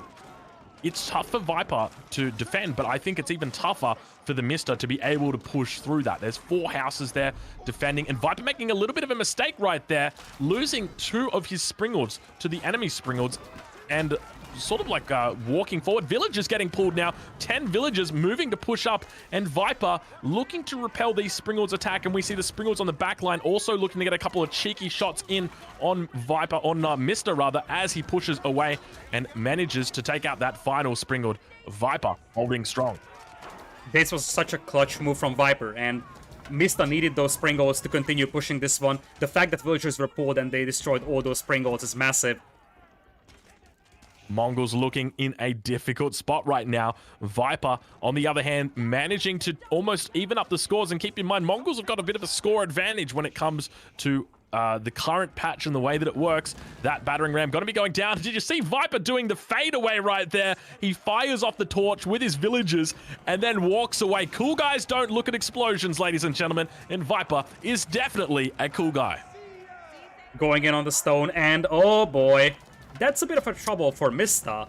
If I've ever seen deer stones being destroyed, this might be it again. It looks like he might be going for the block with some of his archers as he heads up. Look at him going. He's trying to sneak this block up. He's actually going to get the wall in, the quick wall, and Mista's going to potentially lose his deer stones unless he can find a way out of the base of Viper. He's moving it. The deer stones are firing off their rocket ship. They're looking to get out of here, but Viper pulling villagers to the front. There may be a potential castle drop that happens right here. No, it's going to be a forward outpost. We see double outposts getting dropped down from him. Deer stones looking to make their way through. Don't want to meet the enemy white castle because I tell you what, that is not a castle you want to visit. They do not serve the best burgers, at least in the English version of them. Looks like the deer stones might actually get away, but I have to say that Mista was playing with fire there. Yeah, and it looks like he may get burned now. Look at all the crossbows that are in this mass as well. On the front line, there's plenty of spears here that are going to be able to tank it out, and crossbows do a lot of damage as long as they've got a decent front line. And now Mista trying his best, and deer stones, not like this. The deer stones, the second deer stones in a day that Viper is going to claim, and that deer stones, if that goes down, it is gone for good. Landmark destroyed, repair fully to restore. Apparently, that will just sit there. A little bit, I'm not sure exactly what's happening right there, but nonetheless, a little bit confusing. But Viper now still going to manage to hold his front line as the crossbows continue to fall back, and he's extended out this network of castle upgrade. Do we have network of citadels in just yet? It doesn't look like it's still only getting that 25% bonus. Players continue to forget this bonus exists. The network of citadel upgrade is incredibly strong, and Viper looking to push the arrow through the heart of his opponent. He is sitting at 32 army right now, Mista all the way down to just 12, and Viper's army is looking very formidable here. As you said, men-at-arms here now, spearmen to tank up the damage, and he's got crossbows supporting. The only thing that he is missing is siege, but he can just start taking on these buildings with the men-at-arms. Yeah, and that's exactly it. The men-at-arms have got plenty of siege here. We see some lancers now going to look to try and collide in with these units, but the crossbows, the springalds, the spears, the men-at-arms, they all do so effectively against these units. I feel like it's the only unit you wouldn't want to be making against this composition. You need, right now, what do you need? I feel like you just need, even mass springalds just not going to work. And good game gets called. Mista taps out, Viper victorious. Viper leads the series 2-1. That's such a difficult situation to be in for the Mista, because he needs horsemen against those crossbows. But on the other hand, if he makes horsemen, he will just die to the spearmen so badly. But if he makes a mixture of horsemen and the lancers, eventually the lancers will just get picked apart by the crossbows. I feel like the key thing was that a very, very costly push was made, and Mista lost like 6 or 7 springals to those villagers, something that he couldn't afford in that very moment. Yeah, it was a really difficult spot for him. And take a look at that last fight right there. That villager pull really cost the Mista the game, and he tried his best to get a timing window there, but Viper actually looks to have found an effective counter to it. Who would have thought outposts with their own springalds in it are an effective counter? They counter both the battering rams and they counter the springalds themselves. With this much, as we head into game number 4 of your series on the EGC TV channel in the Genesis Grand Final, spawning in on the east of the map, it is the Viper playing as the French, and his opponent spawning in on the west of the map, it is the TheMista playing as the French. This map is Boulder Bay, and it's looking like spawns are pretty fair at the moment. What do you reckon about these two spawns? I like Mista's base a little bit better. It's absolutely incredible that he's got all 3 big gold mines behind his town center. Very easy wall off over here and here as well. So this is a perfectly defendable base for him. Even his hunt is at the back. Stone mines are at the back as well. And he's got an incredible amount of deep fish close to his shoreline. Whereas for Viper, if he wants to get a lot of deep fish, he needs to place his dock around this area, which I don't think is going to be the case. I think he's going to place it somewhere around over here. Yeah, has he scouted out exactly what's on his shoreline? One of the things that I love to do on this map is just scout my shoreline. You can see he's only spotted that one deep fish out so far. Perhaps he will send a villager down towards that way, or maybe he'll look to head up towards the north. If he goes to the north side of that large stone that's on his shoreline, he's going to be a very happy camper. But I think this is a perfect dock. He'll be very happy with this placement and very happy with the fish that he's about to pick up. Yeah, he has to be happy with that. Looks like both players are pretty aggressive coming in to scout, trying to yoink as many sheep as they can. As Yeah, we now, should... ooh. Wait a minute. You notice this forest? Oh, okay. Wow. Wow. Okay. This is good. This is also bad.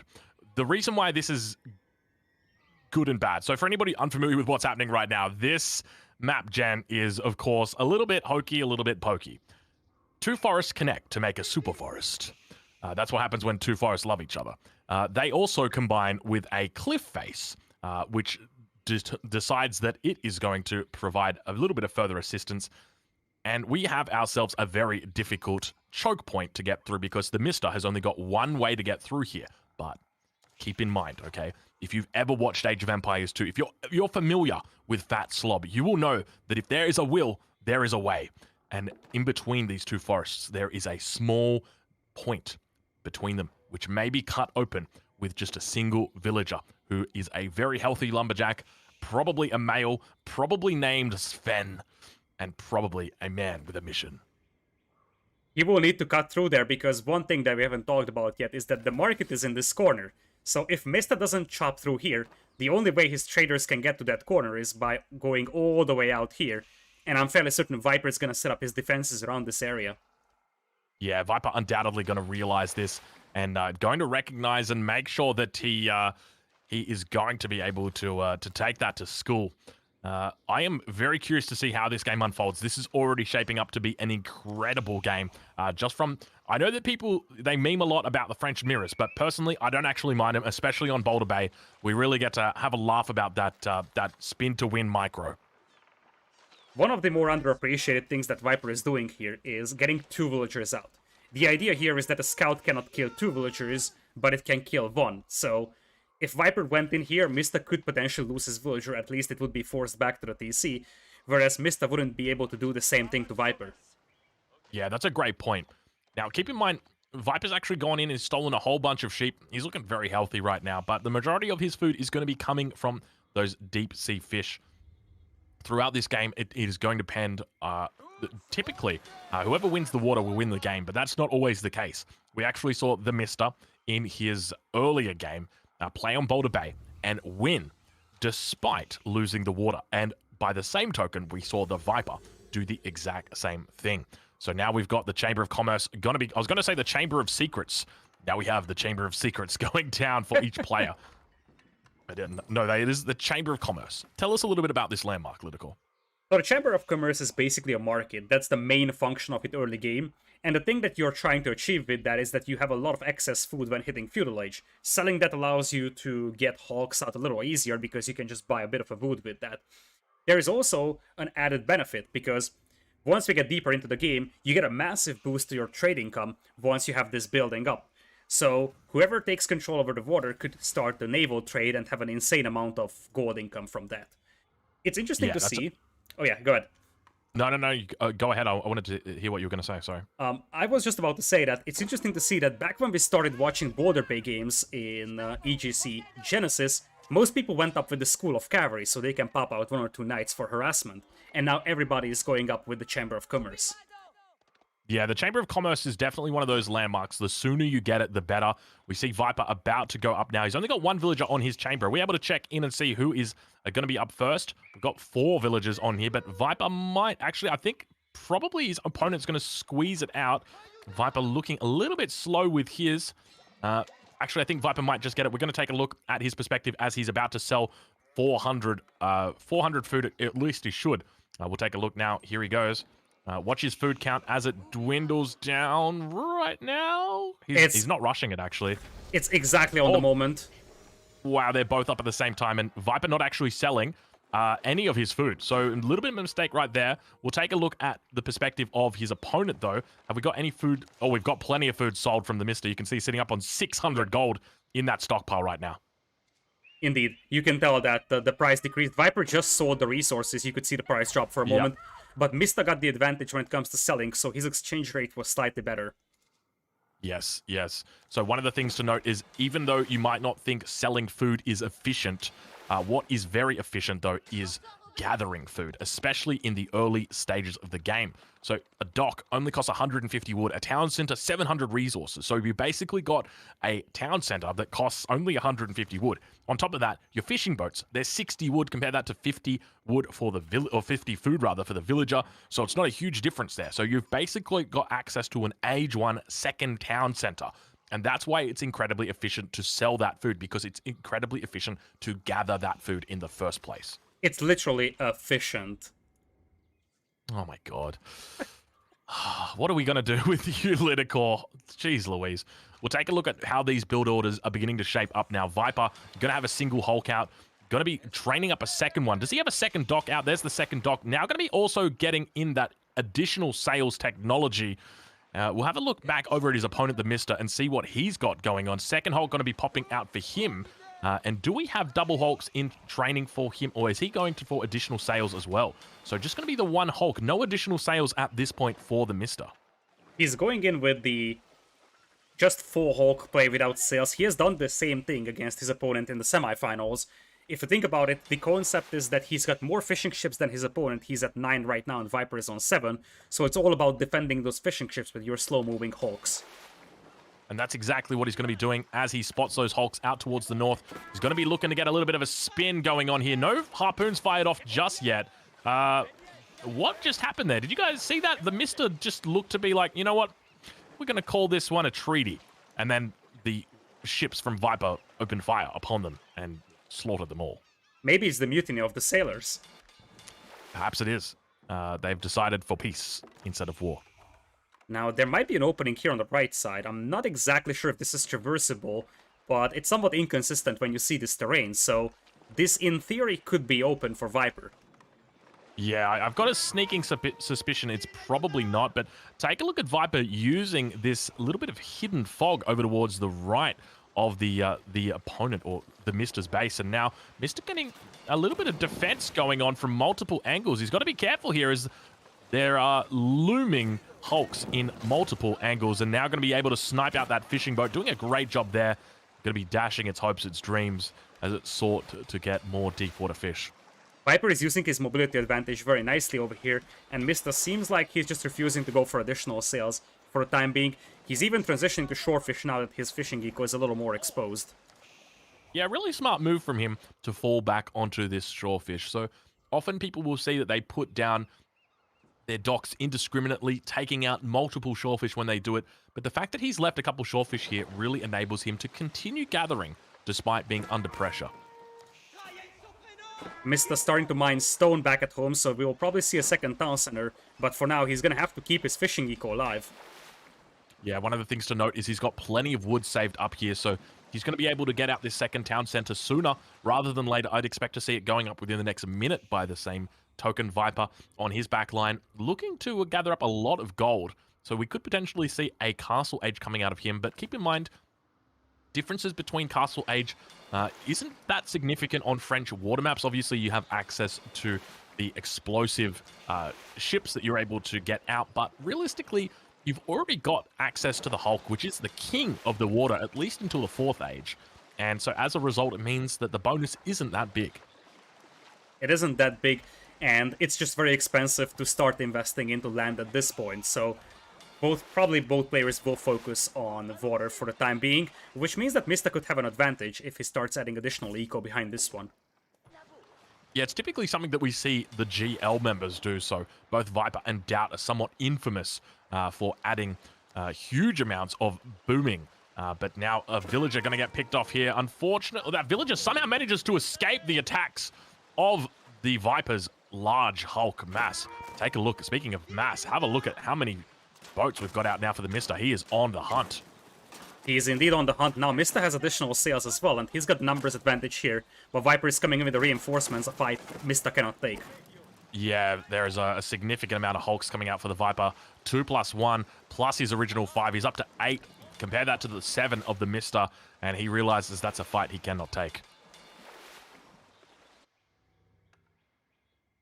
All right, we take a look over at Viper's base, and it looks like he's still not yet to age up. Mr. going to be dropping down that second TC as well. Actually, I said as well, but that's going to be the first second TC that we see. Viper not actually on stone yet. So Viper really focused at the moment on his second age push. Have we seen a third dock getting thrown down yet from Viper? We've got 2 docks. That's it for the moment. So really just looking to focus his dock production on these ships. More Hulk's going to be coming out here as well for the TheMista as well. Healing up ever so slowly, though. He's got 9 right now. Viper's fleet seems a little bit more convincing. He's up to 11. But as you said, Viper is only on 2 docks. His resource income, I don't think it's sufficient to facilitate triple docks production. So he's going to be more than happy to just produce ships consistently on 2 docks. Speaking of resources, has he got those double bit axe upgrades just yet? Or double broad axe upgrades, I think they're called in Age of Empires. It does indeed. Not yet having the forestry upgrade. He does have the mining upgrade coming on the way in the specialized pick, but no wheelbarrow yet for him, though. Looking at the TheMista real quick, TheMista is missing the mining upgrade as much as the lumberjacking upgrade as well. Looks like his dock here will be delayed by a couple of seconds.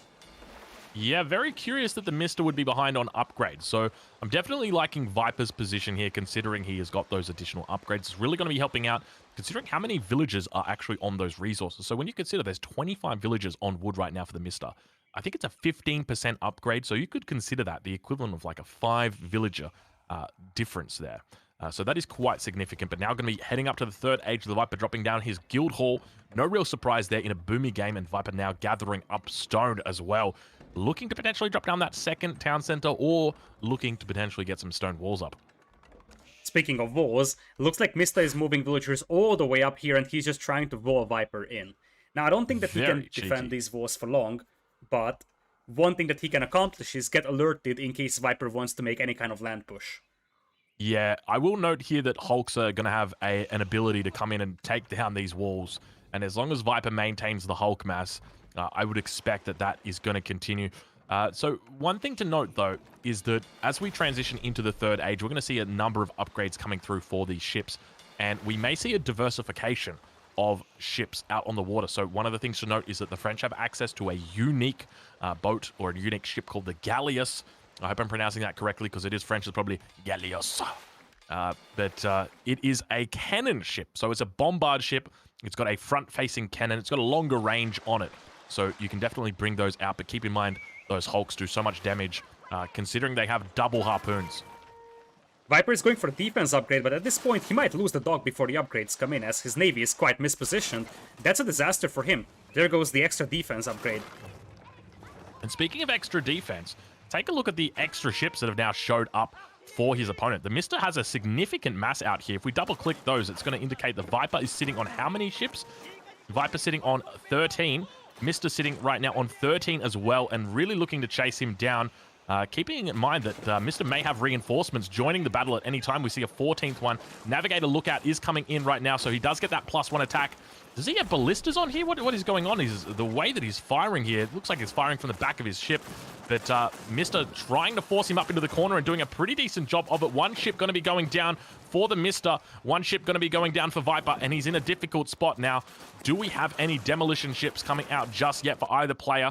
Both players have now reached that third age. We've got demolition ships from Viper being rallied towards this battle, but Viper doing his best to try and keep his head above water over on this western front.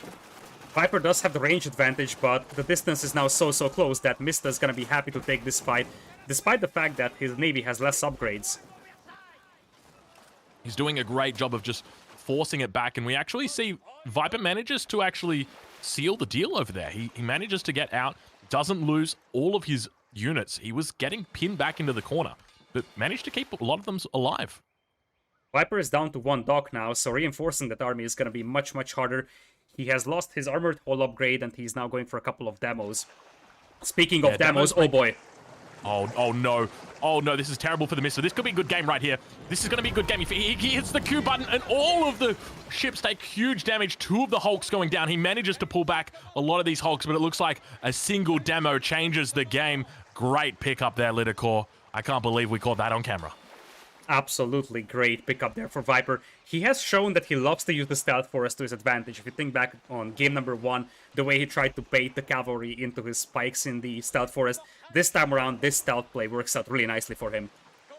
Yeah, and speaking of ultimate stealth play, Viper forgetting everything he knows about stealth and moving in to really seal the deal right here. Another demolition ship sitting, hovering, waiting, and undoubtedly looking to move in and seal the deal. Another demo ship now going to be coming out. He's got to be careful as this demo manages to connect with a single explosive charge on its enemy Hulk, but not doing anywhere near the damage that the TheMista experienced himself.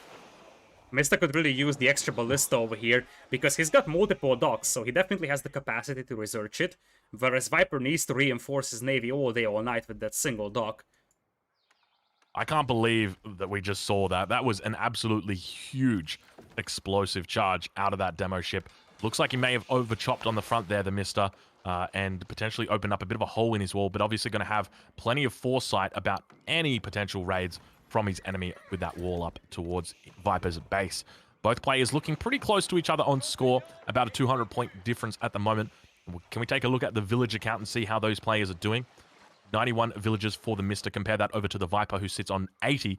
And keep in mind that when it comes to military count, that's mainly looking at this water battle that is happening right now before us. We do have double stables coming in here for Mista, so he probably feels like, okay, I'm falling behind on water, might as well prepare a land push. And we're going to see stone walls in this tournament, not something that we see every day. Yeah, this is the first stone wall that we're probably going to be seeing out in the main event, definitely. So the first time we're going to be seeing that. Keep in mind, stone walls unable to be attacked by regular units. And Viper actually coming out and seeing these walls for the very first time and going, okay, well, I guess I won't go that way then. But now that demo ship going to be moving out across the pond. We spot that Mista is just sitting ever so patiently. And keep in mind, Viper is not going to be able to be spotted, considering his position with his own demo ship. And now a single demo ship going to be looking to enter into this pond. Do we see these players looking to collide, or do they just manage to sit ever so slightly apart from each other? Very, very sneaky, Lidicor. Yeah. That's just beautiful. Those two sneaky little demos. Gotta love that. Viper is now using the Hawks, though, to break through the walls, and this is where things could get problematic for the TheMista. Those demos will probably avoid each other for quite a long time. Yeah, we got to keep an eye on them, though. Really, really important, because there is the potential that that there could be a little bit of an explosive nature. Careful. Well, the demos have just knocked each other out. That's okay. They've gone their separate ways to the bottom of the ocean, but now more demos going to be moving out. And take a look at what Mista is doing. He's got a villager up on top of this wall down towards the south, and he's actually hammering away on top of the wall at the stone wall tower, which is going to provide a really nice overview of the base in front of him. It's also going to have a ballista on it already, so he's not going to need to research that. If I remember correctly, it should automatically come with a ballista. Nice move from Mista to pick up one knight here with the Hawks. And the other beautiful thing with that tower is that that's the only way the villager gets on top of the wall, but that also means that the knights can't jump on this villager. So this villager survived because that wall was there and he could just jump on it, and the knights couldn't take it down. I've got no idea how the villager got up there, though. A little bit of magic tricks happening. But speaking of magic tricks, over towards the middle of the ocean, it looks like we've got ourselves a little bit of a battle about to unfold. Is it even a battle or a slaughter? Because it starts as a slaughter. Demo coming in here from the Viper, gets a pretty nice collision, and there's an even bigger one. Oh, that demo is going to be massive as it takes out a whole bunch of Hulks on the front line. Those guys are all down to about half HP now. And Viper going to be trying his best to survive through. We see that demo going to be meeting up against a Hulk of his opponents. And now we see the real battle on water begin to unfold. Looking at the ship numbers, it's only 7 for Viper, and I feel like Mista is taking over in terms of navy numbers. He is missing the armored hull and the extra ballista. Looking at Viper, he has gotten the armor, though. Yeah, in this matchup, to me, it doesn't really make a lot of sense to go for that armored hull, because keep in mind, 2 damage, not a lot of damage. So if your enemy is dealing 50 damage at a time, it's 48 damage. But obviously, that does begin to add up. If we're talking about, say, 900, it's a nice and flat number. But speaking of flat numbers, it looks like Viper going in now for a little bit of a flattening himself, but managing to survive. More demos coming in. That's a lot of demos. He's got to be careful. 3 demos looking to pile their way in. All the double shot managing to get off and not taking out a huge amount of damage, but a lot of ships going to be going down, and Viper actually looks like he's going to be able to capitalize and capsize the enemy ships right now. That little fight was just enough, but there's a demo coming in here from Mista, failing to connect, however, and that's gonna be a massive loss there for Mista. We do enjoy our little bit of Age of Empires for Banelings. Unfortunately, they're over on the water. We don't get to see them in the land or under the ground or on the creep, but I tell you what, we take them. We take them.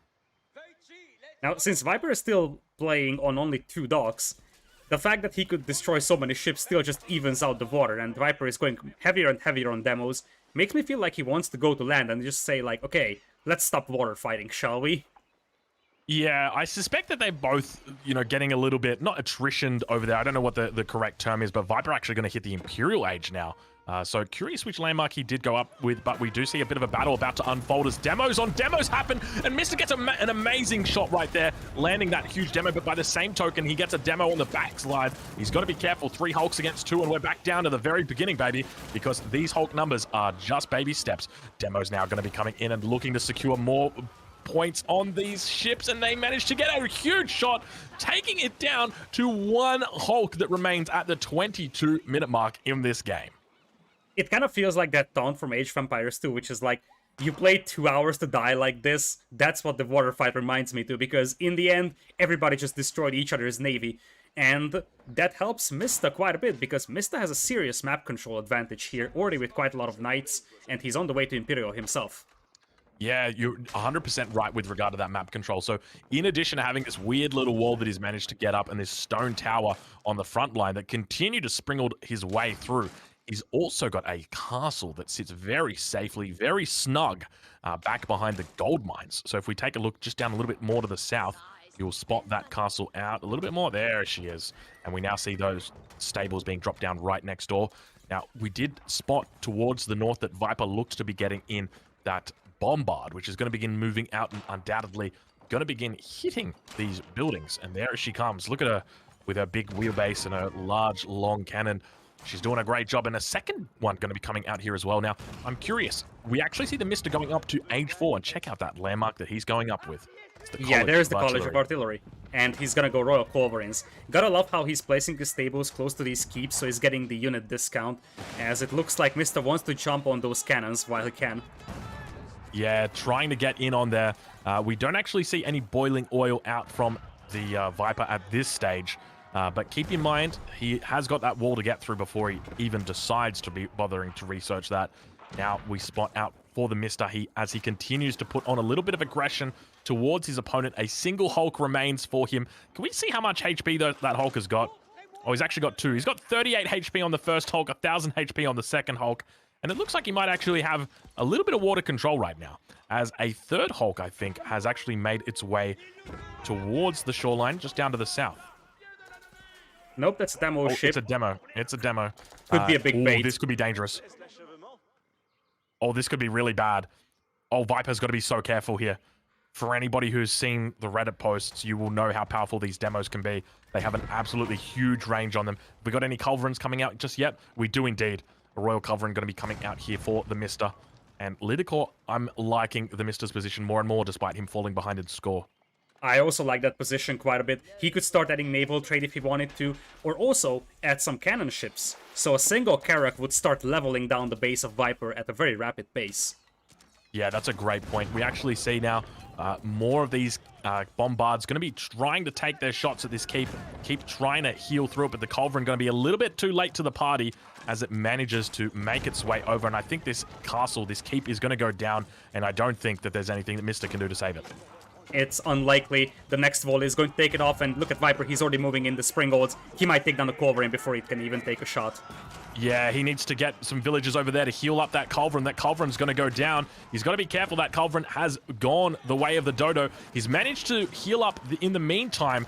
His castle, his keep, got up to 1,600 HP as it continues to take down plenty of HP. But he's got to be careful underneath this castle. It does have the boiling oil. I'm not sure whether we've spotted out any boiling oil at this stage, but I can see flames on the roof as the keep slowly begins to burn. The villagers tapping away at it, hoping that this boiling oil continues. We see a huge push coming through here from Viper as well, where he looks to secure a castle on the back line, and he's going to be able to overwhelm him at the moment as hand cannoneers begin to push out. And Mista actually looks very strong in this position despite losing his castle, and going to be able to chase away this cannon from his opponent, looking to probably look to source out some cannons of his own, but managing to do incredibly well.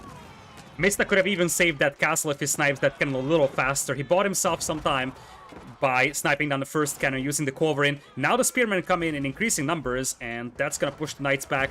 But Mista already working towards the second castle, and I feel like with the hand cannoneers hitting the field, Viper is in for a tough fight.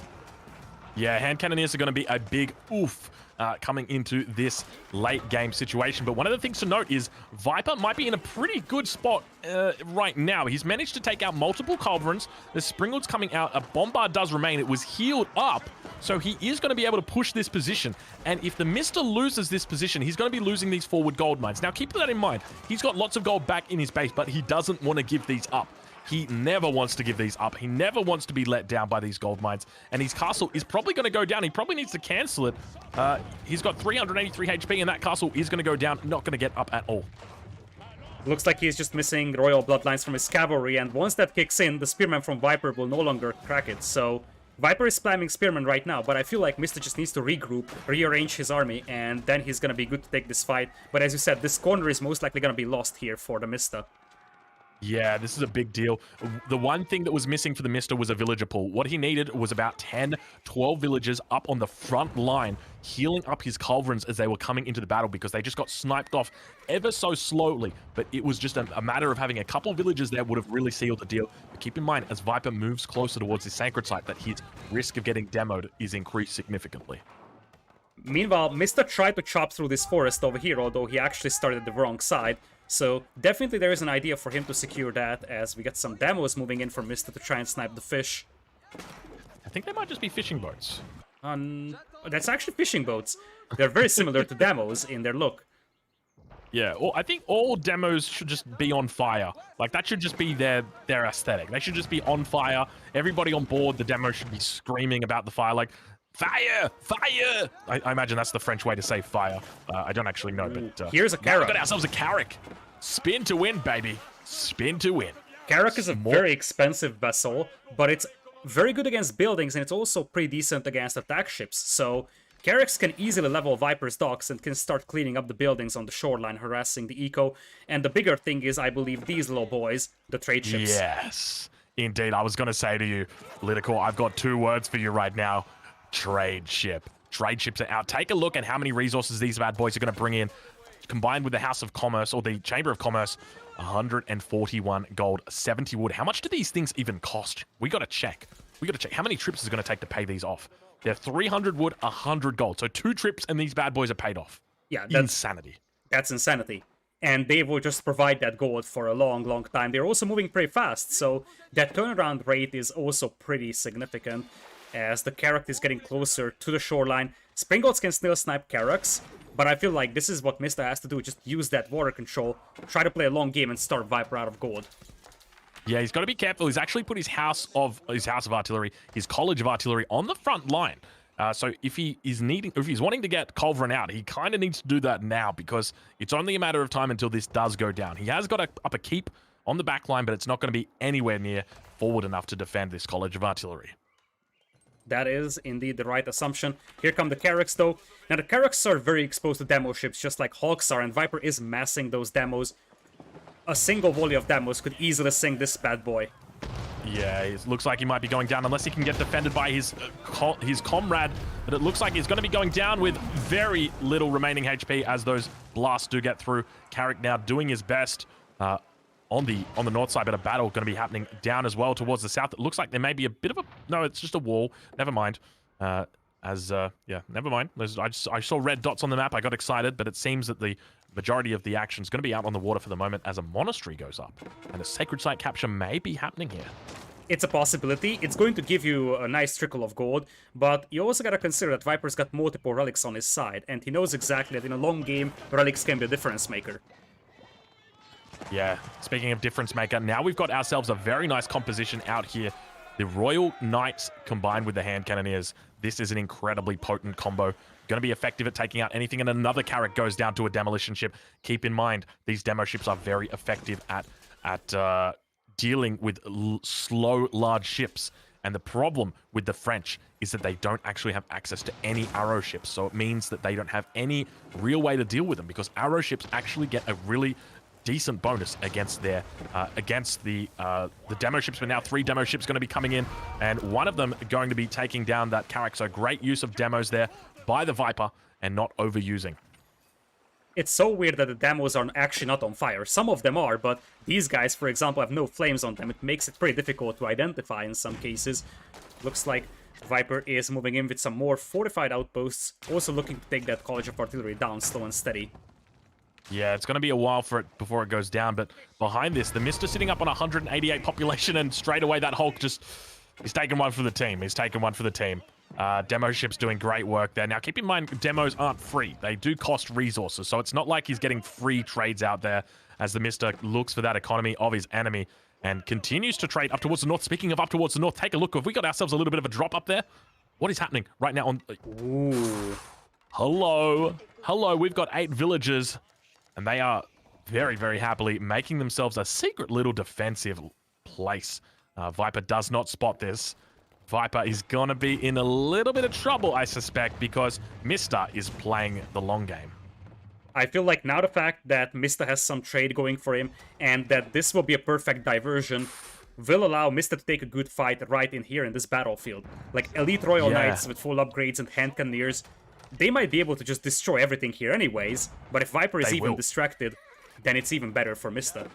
Yeah, and one thing I really want to point out here is that the Royal Knights, they are only 1 population. They're going up against the enemy spears, which are, despite having their elite upgrades and the Arbalatrier, it's important to remember that they are all 1 population. So these knights, they are incredibly expensive, 3 times the cost of spearmen, which is why you're going to see them absolutely eat up this army, because the Mista right now, he's sitting on max population, 190 out of 200. More units going to be coming in for him, and he completely destroys this fight. Hand Cannoneers behind as well, incredibly efficient population. And now Viper is in a bit of a difficult spot because he's just lost the first front, and he's about to find out about the second front. Indeed, he does, and that's gonna be a lot of stables. Mista can easily afford to spam knights all day, and Viper's got absolutely no defense back at home. As you said, the population efficiency of Mista's army is impressive here, and that's something extremely important in post-Imperial. Yeah, it's really, really important to make sure that you've got those units that are very highly effective in post-Imperial. So that's Hand Cannoneers. That's if you're playing the Chinese, the Grenadiers. But once again, now we actually see Viper going to be struggling. He's looking to get up this castle and having a bit of a tough time because those knights are beginning to harass his economy, and Viper really going to be holding on the edge of his seat. Speaking of the edge of his seat, we do have trade ships going all the while, and those trade ships are going to continue to be funneling resources in for his opponent, and Mista going to be very happy with those trade ships.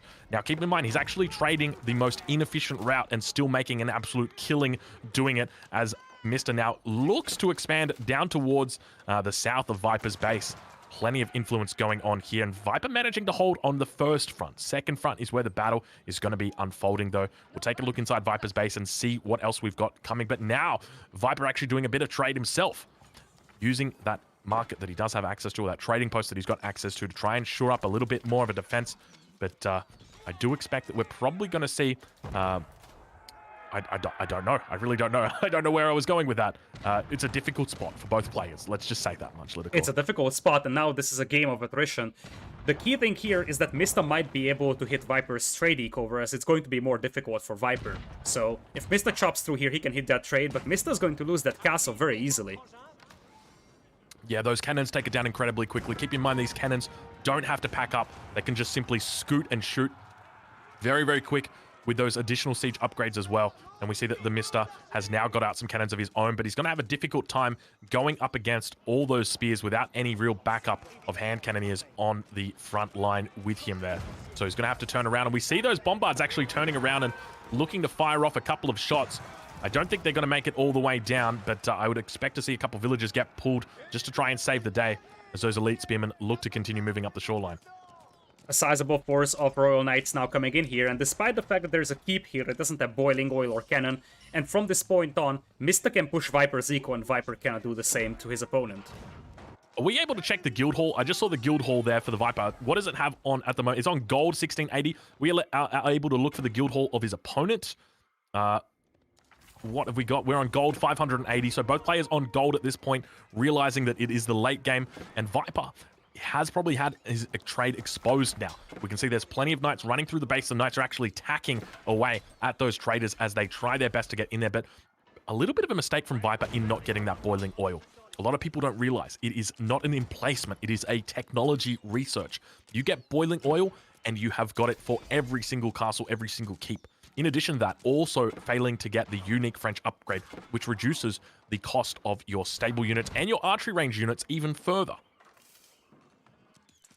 We do have another force assembled here by Mista. He knows he's starting to run low on gold, so he's going to start using more gold-efficient units. In fact, horsemen don't even cost gold, so that's as gold-efficient as it could possibly be. Yeah, he might actually get caught off as that raid was looking to hit the front line. Viper sitting at 200 out of 200 population at the moment, beginning to really stack up those resources as we enter into the post-Imperial game. And the question is going to be asked, how does he finish this game? And speaking of finish this game, he doesn't even have royal bloodlines just yet. I mean, he is running a full infantry comp, managing to do pretty efficiently against his opponent. Could we expect to see some mangonels come out here? Perhaps that would seal the deal for his enemy. He kind of needs to, because so far Mista is getting pushed back on land, despite the fact that he seems to have a more reliable gold income. Looking at it, it's actually pretty close. Mista could add some trade ships, but he's pop-capped. Maybe delete some villagers. He's got an insane amount of wood income. Deleting 20 villagers might help, and replacing them with knights. Yeah, I agree with you. I think that would be very helpful. Just deleting all the food gatherers at the moment would be very, very helpful for him. He's got 8,600 food. He doesn't need any more. Oh, Viper is coming in here with the Hawks, and that could be a game winner. Yeah, this is actually really important because Viper's economy continues to grow with his traders towards the south, and it actually looks like we've got towards the north of the map. His opponent, TheMista, is going to be looking to seal that sacred site. And now Viper holding on as these trade ships begin to make their way past. He's actually got them spaced out perfectly. They're going to be able to take out all the trade ships as they come through on their trade route. And it's only a matter of time until the Viper continues to push through his opponent, knocking on the front door. He's shut down completely on the top side. The trade economy of his opponent is looking like it might be in shambles, and I expect that we're going to have a difficult time right now for TheMista. How does he get himself back in this game? It's a very difficult scenario. First, he needs to secure his own trade, because post-Imperial games usually end by one player losing their trade, and that so far seems to be Mista. And as you said, Viper has secured a lot of map control, so Mista has basically no mineable gold. In fact, Mista's only gold income is from trade. He's in a really difficult spot now. Going to be pushing out onto these Arbitria. Let's see if they get their Pavis out. Are we going to see the little shield drop down in the front? No shields drop down just yet. Viper's got to remember to use that special ability. I love the sound that it makes, but it doesn't even matter because it looks like he's doing a pretty decent job of holding this off and managing to escape. Viper now in a pretty decent position. We'll take a look over at his base. We can see that many things are under attack over there. And it looks like a cannon's actually being brought back up to deal with this. And this cannon is going to be able to shut this down. Is that was that a culverin there? Or was that just two cannons? Just down towards the south? Yeah, just there. Cannon. Why have they got such different aesthetics on them? Oh, they're on different angles. That's why. So now we've got Viper, who has shut down the trade of his opponent. He has shut down the primary front of his opponent, and now he's also shut down this back door route that his opponent tried to get through. Viper's in a significant lead, but he continues to lose on this front. He needs to be able to reinforce here. What units do we have coming in from the Snake? Viper can keep adding Arbaletria because he also has the Gambesons upgrade, so these bad boys have 10 melee armor. Those horsemen aren't really doing much against them. In fact, they are not even elite horsemen. And Viper's resource bank is looking better and better, whereas the Mista is running out of both food and gold, with basically no gold income for Mista anymore. Yeah, that's a massive problem for the Mista. He's had his trade interrupted. He never really secured the water 100%, despite having those Carracks out. And as a consequence, it means he's going to fall behind. I mentioned at the start of this game that my pick was the TheMista because he was cognizant of water trade, but it seems that Viper has been a little bit more aware of the consequence of maintaining water control. Viper has a lot of experience when it comes to closing out long and grindy games. He just has such an awareness when it comes to evaluating where the most important parts of the opponent's economy is, and you see that he's slowly grinding down the Mista, picking off the trade, and from this point on, after clearing this up, I think Viper is in a commanding position. Yeah, I've got to agree with you. Viper's looking incredibly strong at this point, despite having the less population-efficient army with those spears on the front line. The arbitraries in the back line are really going to enable him to DPS out. And we see those hand cannoneers struggling on the front line against spears. You never expect to see that in this late game, but it is post-Imperial. Viper is grinding away at his opponent. And the Mystic types out. He's called GG. It is absolutely well played, going over to the Viper, and he's up to 3-1 in this grand final. He moves on to match point. The best of 7 may be sealed in game number 5. Such a great play from Viper. He was on the back foot for a long time, but he knew exactly where he was. And I feel like the key thing was that he could take that keep down on the top of the hill and then deny the consequent one. Because from that point on, his base wasn't under attack. Mista tried a landing, but that never really materialized. And then Viper, just coming back on the water, shattered all the gold income from the Mista. It's one thing that he's the most accomplished player of Age of Empires 2, but he comes in and he's playing at such a high level at AoE 4 right at the beginning. Doing that with a wrist that hurts quite badly for him, something that wasn't discussed so far. Viper is having wrist issues for quite a lot of time, so his wrist isn't even perfect and he's delivering on this level. Speaking of this level, we have entered in now to the 5th game in this series. Viper is up 3. The Mista currently sits on 1. And we have got Viper spawning in on the west of the map, going to be playing the Rus, his opponent who spawns in on the north side of the map, going to be playing the Mongols. And let's take a little bit of a look at this map, see how it's generated, and get a feel for it. Now, we're playing on Mongolian Heights. Do note that players are going to look to expand towards this center, potentially a bit of a fishing boom we may see from players. But one thing to note is that Viper, his side is looking very hilly over there. All of these hills are also very rectangular on both sides, so it's an interesting looking map. As you said before, when we have taken a look at this map has a lot of sheep to work with, so you can definitely justify adding a second scout at the beginning to try and secure as much as you can. Yeah, Viper already with that second scout going to be coming out. We'll take a look over at the Mista's base and see whether he has gone for a stable, whether he has just gone for a scout from his main town center, and it doesn't seem that he has. Just a single red unit going to be out on the map, so I think this is one of the differences between him and Recon. I think Recon did open up with a scout from his town center. But now we are going to see a dock getting dropped down for the Mista on that north side. A villager walking its way out, going to be slowly but steadily placing that down in a very nice position. And already we see the Mongol Khan with a whole bunch of a harem of sheep behind it. He's trying to snipe down the sheep from the back of Viper's scout because the Khan can't kill the scout, so the best thing he can do is try to snipe off the sheep because Viper has been very aggressive collecting sheep from the opponent's side. Yeah, now one thing to note that in this matchup, obviously the Rus player, he wants to be able to kill as many Gaia as possible. We see that back in Viper's base, he's actually killing off a hunt very steadily. But the Mongol player is going to have difficulty killing any hunts, primarily because his Khan can't actually be animation cancelled, whereas the scouts can. And the Khan also needs 3 shots to take down a deer, whereas the scouts only need 2. And knowing that, it's even more surprising that we haven't seen a second scout from the Mist, and oh boy, this could be a disaster for him. Yeah, I think this villager's gonna be able to get this dock up, but I do think this villager is gonna go down if it makes that decision. Looking to actually commit to the retreat at this point, and Viper definitely picking up a bit of an early advantage here. Now, if he's paying attention, the Mista will spot that villager heading out towards the water, and he's saying, hey, you get back. You don't come out here, boy. And that's exactly what he does. Looks like neither of the players will get their docks up. Viper probably won't be able to get this villager kill, although it's gonna be pretty close. Oh, he might actually get this. He's going to sacrifice the scout if he goes for it. A whole bunch of villagers entering into that town center, denying that Mongols or that Rus scout and actually keeping that villager alive. He's going to have to keep that one extra safe.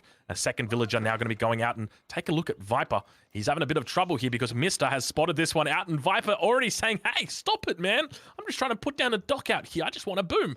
And Mista's having none of it.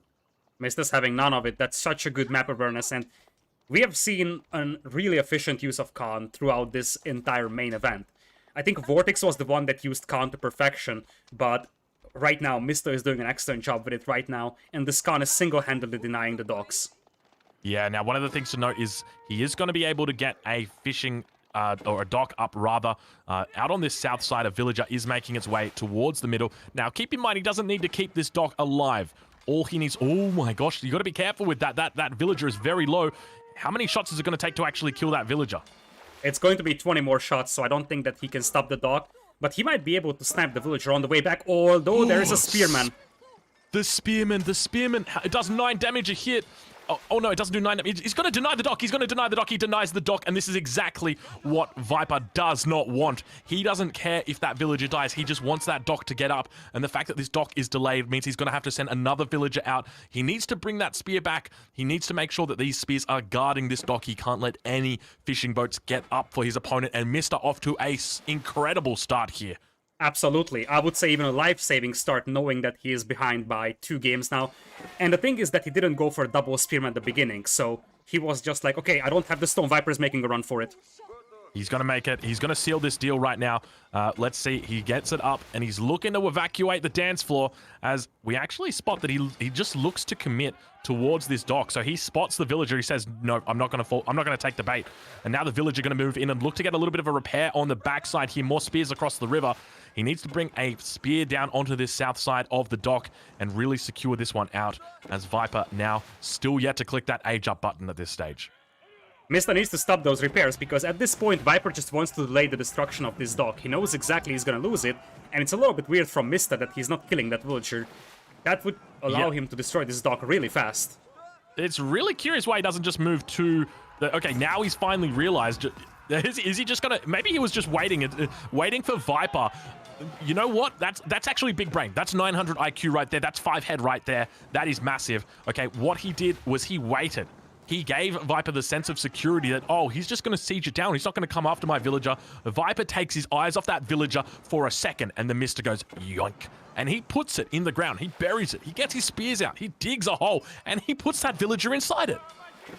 We could just get some Fs in the chat for that poor villager that was sacrificed to keep this dock alive, at least until Viper gets 2, potentially 3 fishing ships out. Oh, the timing. Wow, very nice timing there. I would look to see at this point whether Viper is going to get chased along these shorelines. Now, he's heading towards the north side of the island, the Mista is, up with some spears. This is curious. Interesting. He might be looking for another dock here from Viper, but the reality is that Viper will just be satisfied with 3 fishing ships. He doesn't need to drop off the fish. He's on the way to Feudal Age with the Kremlin.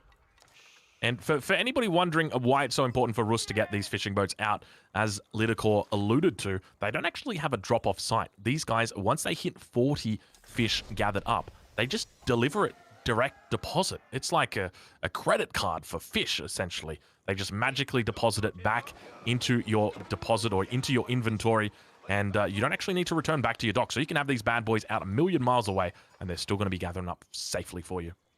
He will probably convert them to attack ships, but there's a defensive tower here for Mista, so I don't think that the attack ships will do much. A bigger thing is that right now, Viper still has a lot of unclaimed hunt, and he's already at 275 bounties, so that's going to be a lot of gold to work with. Yeah, doing a pretty decent job of getting up some line of sight along the edge here as these attack ships slowly convert in. We are going to see those spears try and get in that tower before they get taken out, managing to seek shelter, and we see just how much they get burned through. And Viper going to be heading up that river. The fishing boat is going to be heading down it. The Logia attack ships are fairly weak. They only have 400 HP, so the tower actually does quite a lot of damage. And a single light chunk here for Mista could swing the battle in his favor. Viper has no tools to reinforce this, so all Mista needs to do is just make sure he doesn't lose his own fish. Yeah, I think at this point it's a very difficult spot for Viper, because once this junk comes out, it's obviously going to be 3 against 1. It's going to have a difficult time on its hand. But the fishing boats together with the natural heal from the dock are really going to help it out. Here comes the first junk, and that should be more than enough to deal with Viper's fleet here. If not, then there's a second junk coming in as well. But Mista can probably start taking this fight and just use the repair ability, as you said. Yeah, so now he's going to begin focusing it down. But keep in mind, he does have that repair ability, so he's going to be fine trading out here. And if he needs to, he's going to be able to heal that one up with his fishing boats. And actually doing a pretty decent job now as he scouts out the archer push that is coming towards the center and cancels that dock that was going up. He needed to cancel that because otherwise the villager does get picked off. I guess what Mista is playing for is just using the water control to try and prevent Viper from crossing and sort of play a fast castle style play as you're looking at the resources. Something that Recon did against Viper as well. Yeah, if he can get to Fast Castle, there's a couple of different options he's got once he gets there. First and foremost, he's going to have the option of Springlords, but second of all, if he maintains control of this this small river, he may get some demos out on the crossings. And let me tell you, ladies and gentlemen, there's something about these explosive junks that is not junk at all. It is not trash. It is some of the best rewards, the best bang for your buck that you can get. Now, where did Viper's archers go? They are not on the side of Mista, as we are coming in the step redoubt. Have they garrisoned inside? Oh no, there they are, heading up towards this northern pass. That's a nice idea from Viper. He probably knows that Mista is trying to control the other crossing, so he's just gonna send his archers forward. But they shouldn't be able to do that much of a damage. You see, there's already stables out. 2 horsemen should deal with that, no problem. Yeah, I think that's going to be absolutely fine for him. I wonder what Viper's actually looking to achieve here on this northern side of the map with these archers. So maybe potentially there's a hunt up towards the north of the map. So whether he spots that out and whether he's looking to secure that. Interesting to note that neither player has actually spotted that one just yet. So neither player yet to secure up that extra bounty gold, or rather the Viper neither or yet to secure it, but yet to have it denied from the Mista either. We do have Castle Age coming in for Viper. He's going for the high trade house this time around. I think he went with the Abbey of Trinity the last time they played. Yeah, not the best high trade house. I don't expect that's going to be getting too much gold income. Maybe about 70, maybe 80 income. So not the best, but it's in a safe position. It's back there. And now the step redoubt going to be up for the Mista. Not too long, but Viper going to be scouting out from his enemy plenty of infrastructure. And is he going to spot this hunt finally? It looks like Viper is going to get spotted out as he picks off this hunt and picks up that bounty gold. Viper still needs to be happy despite the fact that he's going to lose these archers simply because he's at 460 bounty, and with the high trade house he's going to have enough deer to get to 500 for the boost. Yeah, that deer will take him up, so within the next 4 minutes he's going to be hitting that 500 boost, and that's going to be really important for him picking that up. But now we've got the step redoubt coming in for the Mista. We'll take a look at what he's got coming in. It looks like he's got some men-at-arms going to be being produced. 1,000 gold in the bank at the moment for the Viper, so curious as to what he's going to be doing with that. But we do see siege engineering / improved, or rather, what's it called? Bracket. Improved bracket. So going to be able to construct Springlords out on the field, Mangonels out on the field. Lidicor, how's this game shaping up so far? I feel like it's going to come down to how many Springlords Viper has, because he's going to have the crossbows to melt the men-at-arms, as you already see the barracks moving up close to the Gur. So, from this point on, it's going to come down to Mista having sufficient amount of Mangonels to take down the crossbows and sufficient amount of Springlords to just prevent Viper from killing the Mangonels. Yeah, that's a really good point. The crossbows have been potent throughout this series. So we've seen Arbalètrier in the last game in the France mirror. We saw crossbowmen being used very effectively in the Mongol versus England game. And I suspect that we are going to be seeing no shortage of crossbows here as I accidentally whistle into my mic. Apologies, guys. Ooh, demolition ships for Viper. He just converted his attack ships to demos. And I think he's just going to kamikaze this dock as it is. Yeah, there's one going in. Second one looking to connect now. Third one coming in and going to be taking out the full water economy of his opponent. That dock still standing at this point, but Viper going to be happy with the effectiveness of that. Had he gone a little bit further downstream, he may have been able to pick up a little extra prize, but nonetheless, they probably would have been able to take out the majority of that army, if I'm being honest. I feel like he could have even taken on the dock.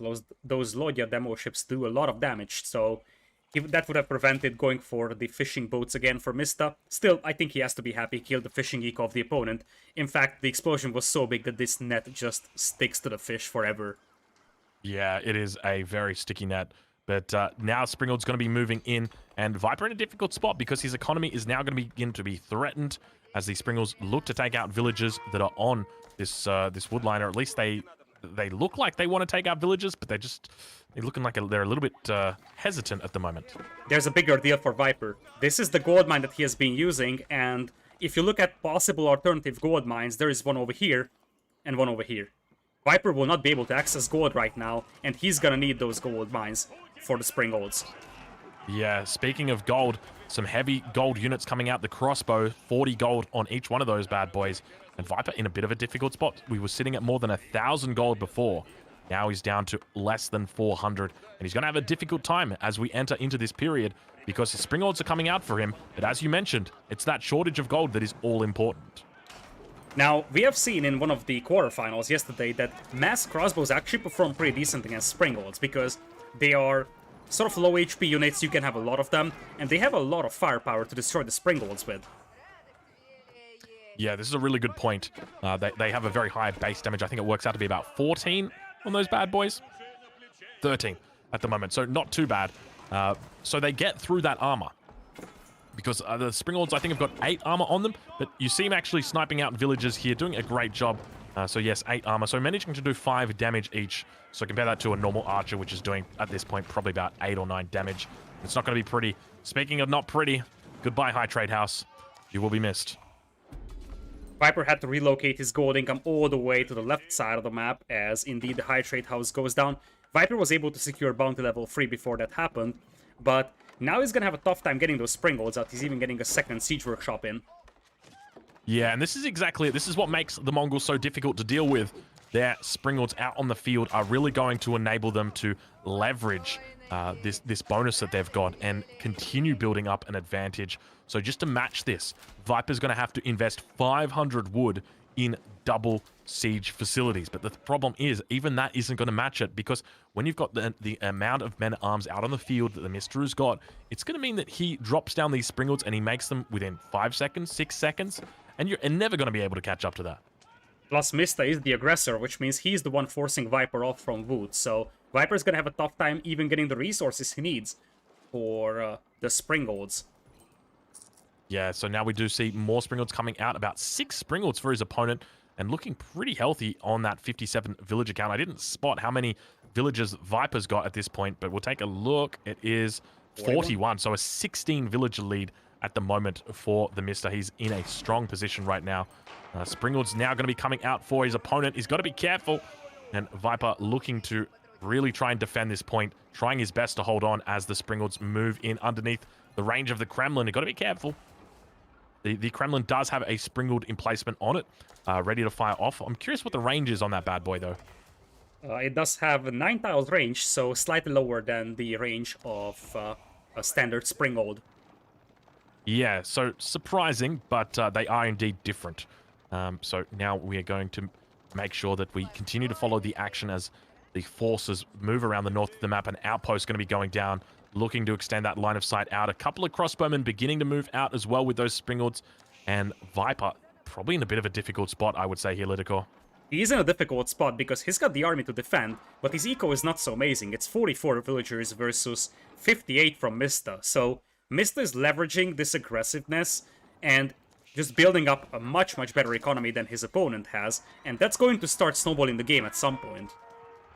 Yeah, now dropping down that wooden fortress, you see 8 villagers going to get inside it. He is dropping a Springold emplacement in that as well, but now the Springold wars begin as the players open up on each other's back lines, and we see that Viper's Springolds are unfortunately going to have to fall back as a couple of spears move into position and getting cleaned up completely over on that left front. Those crossbows try their best to kite away, but the horsemen are going to be dealing out plenty of damage to them, and the Khan going down as well. So is the entire army of Viper. There is a couple of towers over here, which I believe have Springold emplacements as well, but now we have a lot of men-at-arms here, quite a lot of Lancers, and you can start pushing this side of Viper's eco. Yeah, so this is something that I talked about in the last game, in the game before as well, in this game as well. Springold emplacements are actually underrated, incredibly strong, and we see a battering ram coming out, but keep in mind, battering ram is going to get effectively countered by that Springold emplacement. Sure, you're going to be able to push in underneath that wooden fortress. Sure, you're going to be able to have a little bit of cover, but it's still going to do significant damage to that battering ram. Mista looking to expand his vision a tiny bit, and the real thing that he's missing is this gold mine on the left, which is wide open for raiding, but he doesn't know about it. Yeah, so yet to even spot it. So a difficult position for him. That Khan obviously going down a little bit earlier as well is going to mean that he has no vision provided on this map at High Trade House. Getting repaired up. Veteran Khan still got about 60 seconds to go, but that High Trade House now going to be collecting about 100 gold a minute, so not doing too badly there, considering how poor it looks to overlap those trees. Indeed, that's a pretty decent gold income. Would be even better for Viper if he could take the deer, but for now he has to be satisfied with this given how little map control he has. And those horsemen are getting dangerously close to Viper's gold mine, which is If he almost out spots anyways. this, yeah, if he spots this, is probably a good game. Viper's army is not really in a position, and yeah, now we see a few villagers going to begin running across just to sort of bait out those horsemen. He doesn't want them to make it all the way to the corner. They're going to spot the gold mine. They're going to spot all the villagers on it. No, those villagers have... Where have those villagers gone? There were more villagers there. They've gone down to the south, potentially? Yeah, there they are, there they are. Oh my losh. Jeez, that was close. That was close. The big thing for Mista, though, is that he sees that that gold mine is also almost out, so he knows exactly that even if I can't kill the villagers on it, the thing is that Viper is starting to run out of gold. And now with the Khan in, plus a couple of battering rams, this is going to be a very difficult hold for Viper. Yeah, Viper now moving out with a couple of those villagers and immediately brings them back into the wooden fortress. And now we see those battering rams looking to take in the front damage from his opponent with those huge springalds on top. And look how much damage those springalds are actually doing to the battering rams. If we click on those battering rams, they're going to be very low HP, already at less than half HP at this point, and going to be trying to take these units down, but having a difficult job. He's got to try and get a trebuchet out, I feel. I think he is fine if he just commits with his lancers. In fact, these are horsemen even better for him, because he's only up against crossbows, and horsemen will just tear apart this entire army from Viper. It's just, I think, a decision away from Mista. If he commits to this one, he can destroy everything and just steamroll Viper's base with the rams. Yeah. One of the things to also note is could he bring out some villagers to just heal up these battering rams? The first one has taken quite the beating. So if he's got some villagers out here, he could definitely help out with that. Looks like that's not the case, and it's probably going to be easier for him to just bring up some more siege himself.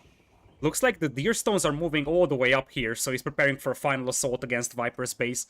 Behind this one, Mista is at 70 villagers, whereas Viper is sitting at an underwhelming 50. Not looking great for Viper. Yeah, definitely looking like a tough matchup for him. We've seen Viper go down before in this matchup, and it's no surprise that Mista is really trying to test the balance of power as he continues to add horsemen into this composition. So many horsemen. How many have we got out here? I think it's in the range of 30s, and if Viper had some sort of spearman or even knights to his army, it would be alright against the horsemen, but only crossbows will die really badly to the horsemen, especially if they're supported by 12 springalds. There's so many springalds at this point, and keep in mind, even if Viper had been producing double springalds this time, he still wouldn't be up towards this count. There's just so many springalds out on the field because of those men-at-arms. They're able to produce them incredibly fast. Now going to be taking down that springald tower. We see more springald bolts coming in. Going to be walking away with that bounty, and definitely going to be very happy with their gains today. Indeed. Mista Like this, sniping off that springald that just came out as well. Tough for Viper. This is getting very, very tough for Viper. Looks like the crossbowmen are also on the right side, so Mista knows exactly that this would be the time to push. And as you said, they can just get away with the bounties, so this could already snowball out of control, but the fact that you can set buildings on fire and get even more resources for Mista is just absolutely impressive. Yeah, has he got any of those bounty upgrades? Are we able to check the UVU and see whether he's got those bounty improvements just yet? Doesn't look like it. So, yeah, the bottom one, stone bounty, as well as the top right one. Also another bounty that he's got, raid bounty. Yeah, so neither of those upgrades coming through at this point. Not really looking to utilize that too much in this game. But the Mista, his score is now pulling ahead significantly. Now, keep in mind, as I do reiterate with every Mongol game, that the scores for the Mongols at the moment are bugged a little bit. While there is probably a score lead for the Mista, it is not accurately reflected in the score that we've got for this game. And now going to be cleaning up a couple villages up towards this western flank. The Mista is. Viper in a difficult spot. Dropping down a second town center. How do you feel about that one? I think he needs to protect this high trade house. You see, there's so many deer here that could help so much to recover. So it's more like a defensive building, simply because he can't afford a keep. But he's now completely out of gold, so no more crossbowmen for him, and that's a lot of horsemen to fight against. Crossbows could get annihilated here. Yeah, there's a big annihilation that is about to come in here. Very, very merciful of the Mista to fall back then. I think he's also got the an additional upgrade. Are we able to check the armor of those units? He's got the +2 range upgrade on that as well, so he's going to be doing absolutely fine against any repeat offending Arbalatrier-esque units. At this point, we're looking at 33 army for the Viper. Mista is sitting at 61, and that is a scary group of springolds if I've ever seen one. Yeah, 14 Springords. If the developers are watching this and they're wondering whether the Springord needs to be nerfed, let this be an example. Let this be Exhibition Exhibit A, this game, because Springords are an incredibly strong unit, especially in the hands of civilizations like the Mongols and like the Abbasid dynasty. Mista has been playing this game very, very safely. He never overcommitted, and for now he's going to wait as well to go into Imperial, but Viper says no, it's over. Viper just tapping out. His opponent doesn't even get the chance to finish him off. Viper says, hey, you're Imperial? Don't worry about it. We'll just GG, go next. He just ran it down mid at that point. Wow. Beautiful aim GG there. Not a lot to analyze from that last one other than Viper C4, Viper go next. With the 6th game coming up in the grand finals of EGC Genesis, we welcome you to Hill and Dale, one of the more defendable maps of the tournament. On the right side, we have the Viper playing as the more obvious civilization pick, the Abbasid dynasty in blue. And somewhat curiously, we're going to have Mista picking the French in red. He's going to have to pull out a trick to stop the Abbasids, but he is the one that loves the Abbasid siege and infantry push the most. He's the one who said he thinks he has an answer to that. Yeah, looking forward to seeing exactly what he's going to bring out today. He's got a lot of options open to him, so whether that means we're going to see a big scout play from him potentially in the second age to try and shut that down, whether we are going to see a fast Imperial into Culverin to try and shut that down, I'm curious to see exactly what he goes for, but one thing is for certain, we are going to see a little bit of a boom happening on this map. This map obviously being Hill and Dale. We take a look towards the north of the Mista's base, and you are going to see a small entrance into that base. Very easy for him to wall. Down towards the south of his base, he's got the same thing, as well as in the middle. So very small choke points for him to get into. By the same token, over in Viper's base, we've got an entrance over here, which is guarded by a very large forest. And down towards the south of his base, guarded by a single herdable sheep. Another choke point, and then finally to the north of the map, again, a third choke point. So very simple. You wall these 3 bad boys off, you make town centers, you make villages, and you see your opponent in the Imperial Age, or sometimes in the Castle Age, depending if they make battering rams or not. Looking at the gold mines, those also seem to be fairly even. Both players have their major gold mine close to this crossing over here, a little bit more exposed for Mista, but in exchange for that, he's got more forests close to him on the lowlands area of this map. Yeah, I think this is definitely a super duper balanced spawn here. Deer looking a little bit exposed in the middle of the map there for Viper, but other than that, I think it's pretty darn decent. Berry's going to be kind of forward as well, but as you would expect, a lot of gold out there towards the center of the map, and once again, Sacred Sites towards the center of the map as well, so that one that is in the middle, as well as those 2 on the extremities. But take a look at this. Mista already dropping down a mining camp on his stone. No stone mining just yet from Viper, but it's very likely we're still going to see a double town center boom from him. He can of course delay stone mining. In fact, it's a little surprising that Mista is going on stone this early, but Viper of course needs more time to get up to feudal age with the House of Wisdom. In fact, he could pop that upgrade in a moment, most likely going up with the economy wing. Yeah, so just to talk about what the Mista is doing, so he actually helped me with my Abbasid fast town center build order. He said that there is a certain build that you can get where you're able to drop a town center at 4 minutes 40 with the Abbasid dynasty. And the same principle applies to all of these civilizations. And weirdly enough, it is to do with villager walk time. So what the Mista has done by getting these 2 villagers out here early is he knows that these villagers are going to be chopping stone a little bit longer, but he mitigates that walk time that is going to be expected as he now continues to gather up more stone with more villagers. He's looking to make sure he's got that 300 stone in the piggy bank, and then he's going to make sure he chops up that wood and drops down that second town center. He's going up with the School of Cavalry, so he might make 1 or 2 knights just to make sure he secures map control, but he probably won't invest a lot into his army as the walls are coming up for both players. Yeah, we do continue to see those walls coming up, as earlier mentioned, and as a result, you are typically going to see a boomier game here. So Viper going to be dropping down his own town center as well shortly. We see he's now on stone, but I would expect to see Mista coming up a little bit earlier than his, but we'll have to see how these 2 play out. And I think the Mista's coming to the base. He spotted the stone and he's immediately just retreated. Viper actually getting a hit right there, saying, see ya, mate. Keeping a sheep for himself. Poor little sheep, what he has ever done. Oh, it doesn't tell you you're a monster when you select a dead sheep, but that I can say to one Viper here. You monster for killing that. You monster, Viper. But he's going to spot that one out. So let's talk a little bit about what he's done. So he's running into the base of his enemy. He spotted that he's on stone, and he says, okay, you're on stone. You're walling up. That's fine. I know what you're going to do. He says, you're going to play fast castle. You're going to play 2 TC. That's okay. I'll meet you there. And now we sort of play the waiting game. How is this game going to unfold? It is going to be a waiting game. The real question is what exactly Mista is up to, because we know exactly what Viper is thinking about. The bigger question is Mista's approach. Looking at Viper, he's a little low on wood and stones, so he won't be able to drop the town center immediately.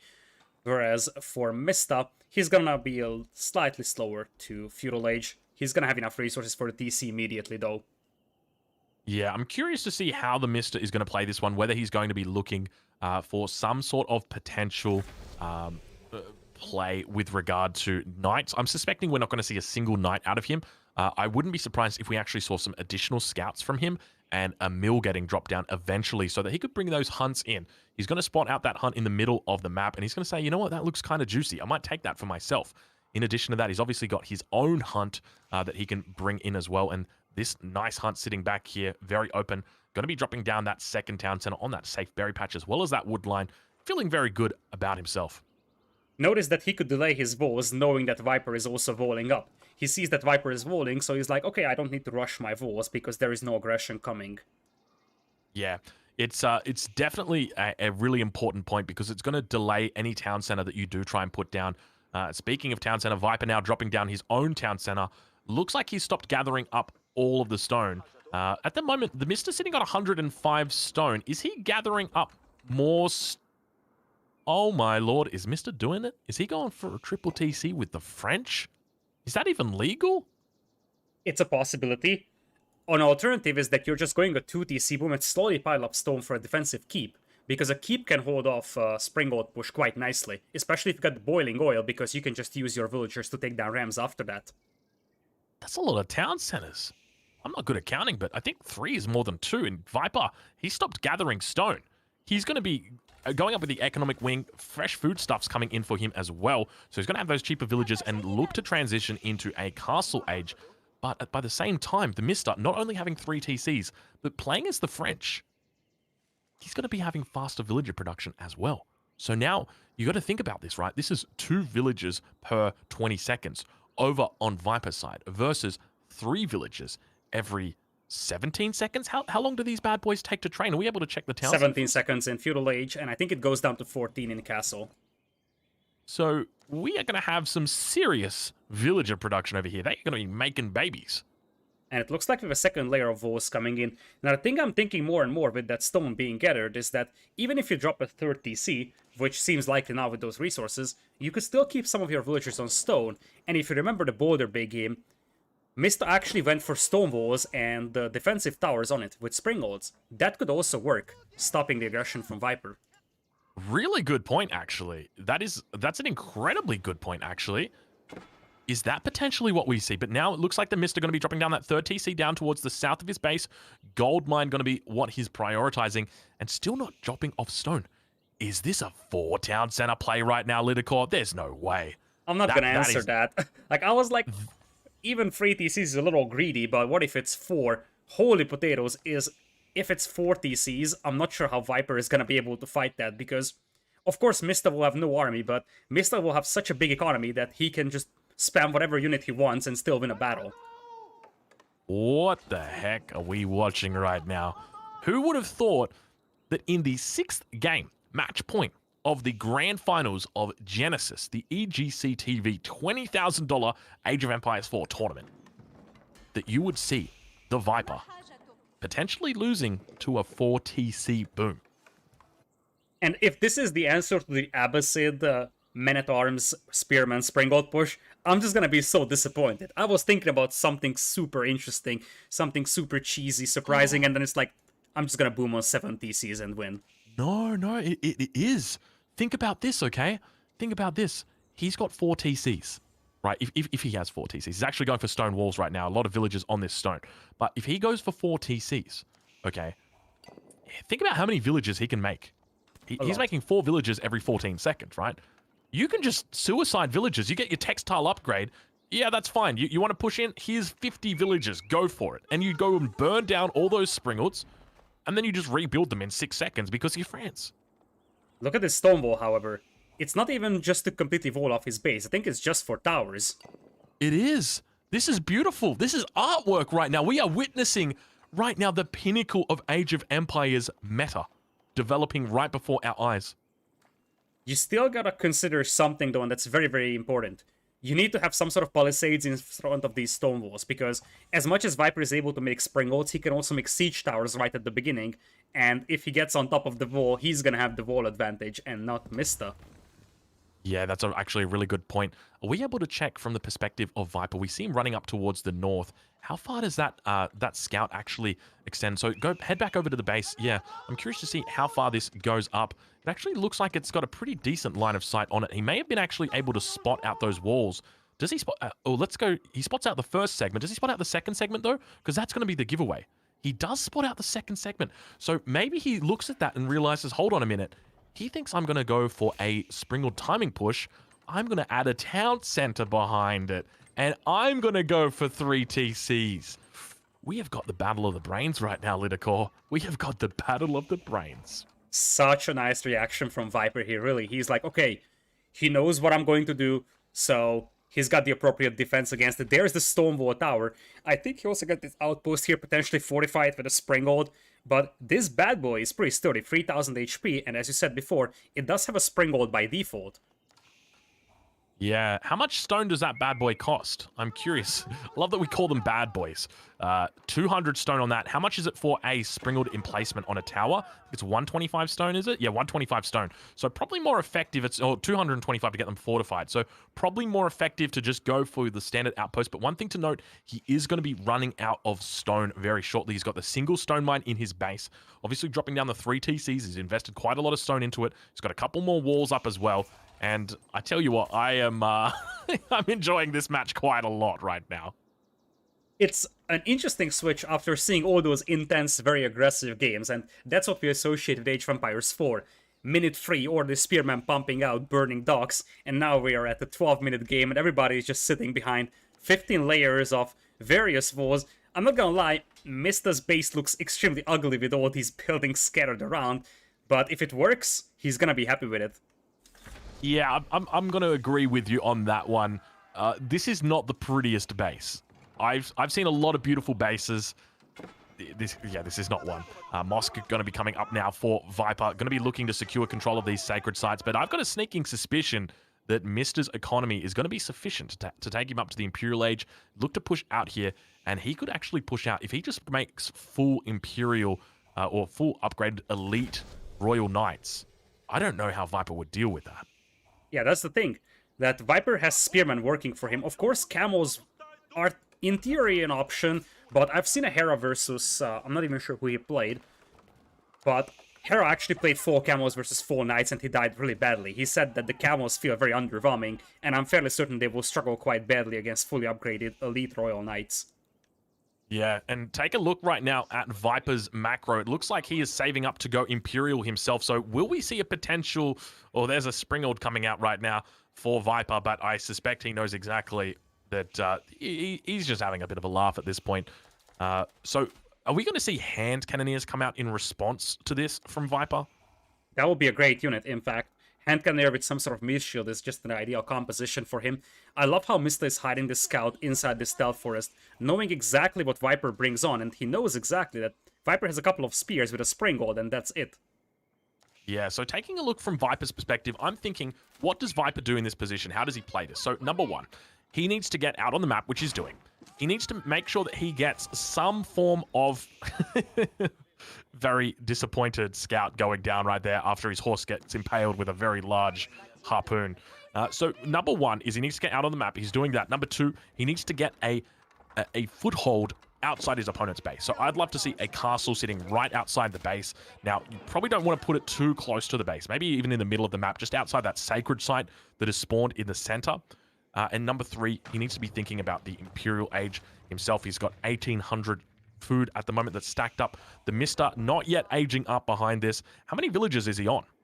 Mista is at the 96 right now, and the Viper is sitting at 78. So Viper is not that much behind, but that's a fairly decent lead for Mista.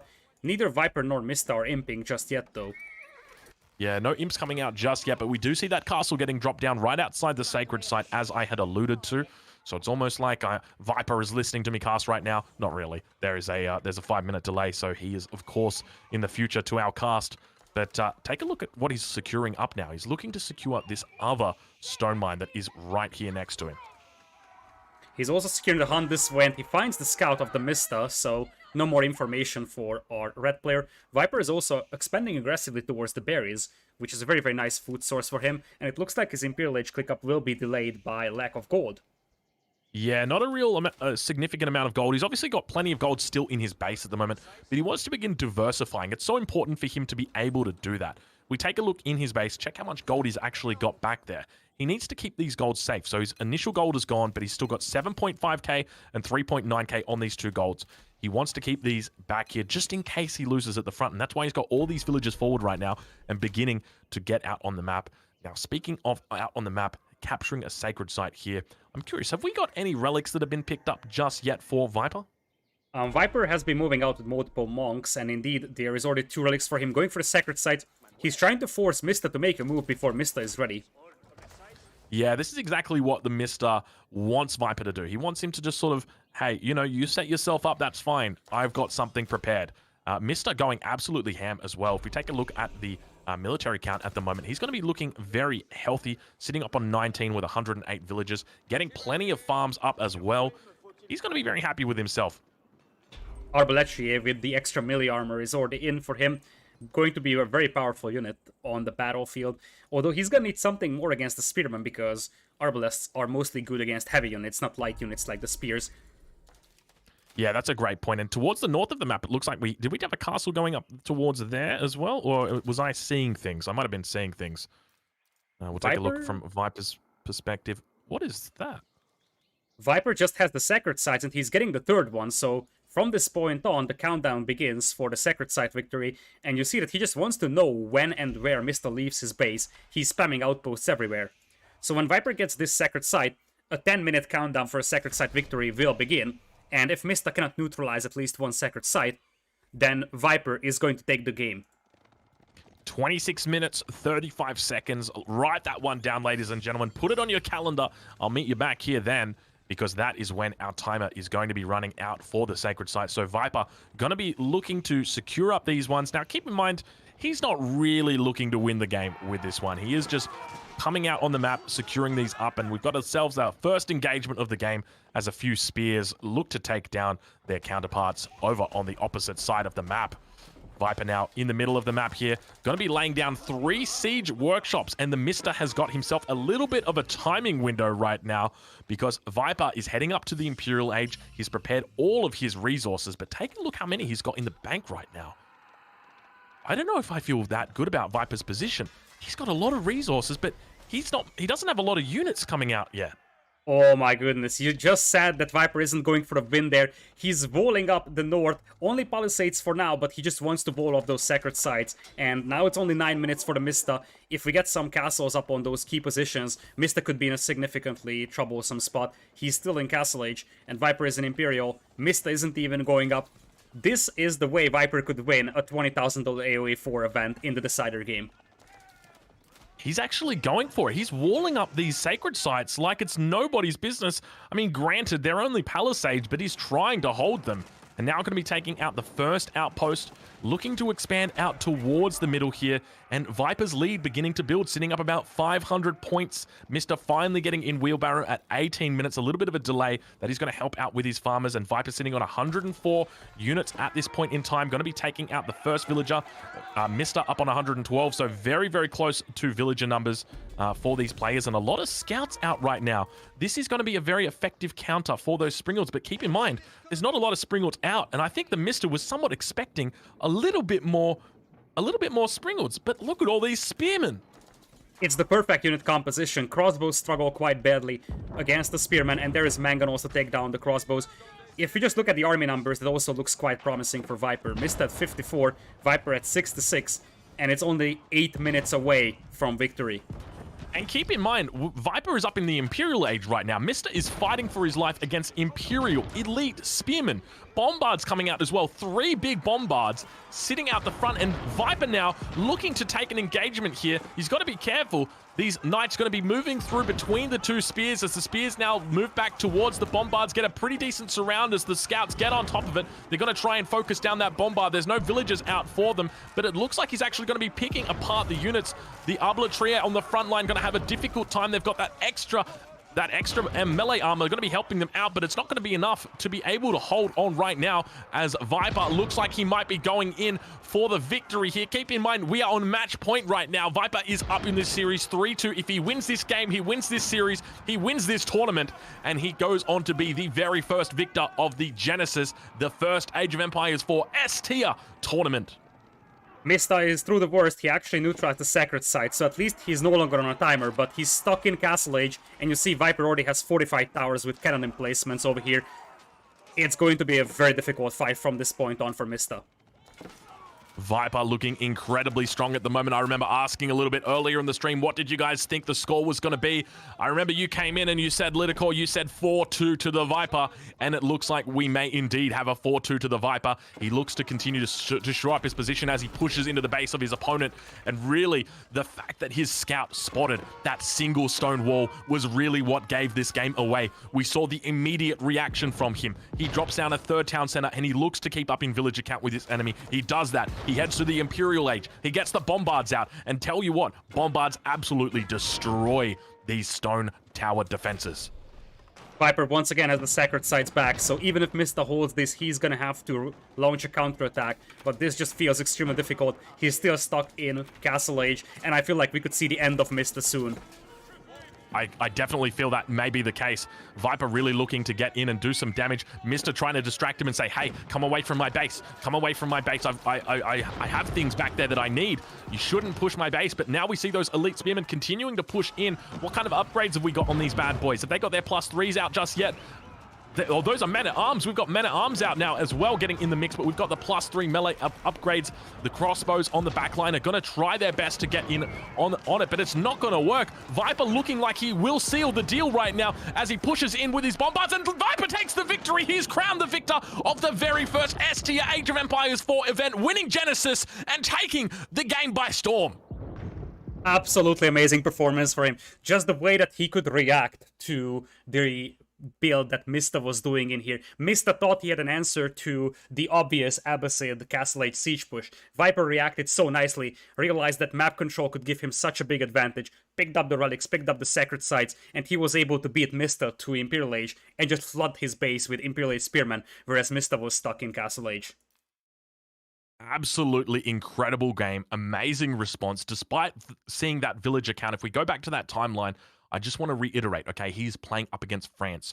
France have got a significant bonus when it comes to training those villagers. So we take a look at that villager count, and you see how fast the Mista is going up. But look, the Viper catches him. It's only a minute or 2 behind, and that's all that matters, because even though Viper is behind for a short period of time, he's able to hit that same ceiling that the Mista hits, and he's able to catch up and keep up with him. Incredible play there from the Viper. Indeed, and in the end of the day, Mista wasn't able to capitalize that much on that economy count, and Viper's superior military count just snowballed the game out of control. Looking at the economy, Mista had better food income, but everything else in the favor of Viper. 8,000 gold advantage, partially coming from those relics and partially coming from those sacred sites. Absolutely incredible game. The fact he was able to get out on the map that early, he did everything right. I talked about it. I said, you know, he needs to get out on the map. He needs to drop down that castle. He needs to get that siege out, and that's exactly what he did. He played it incredibly well. Absolutely out of his mind.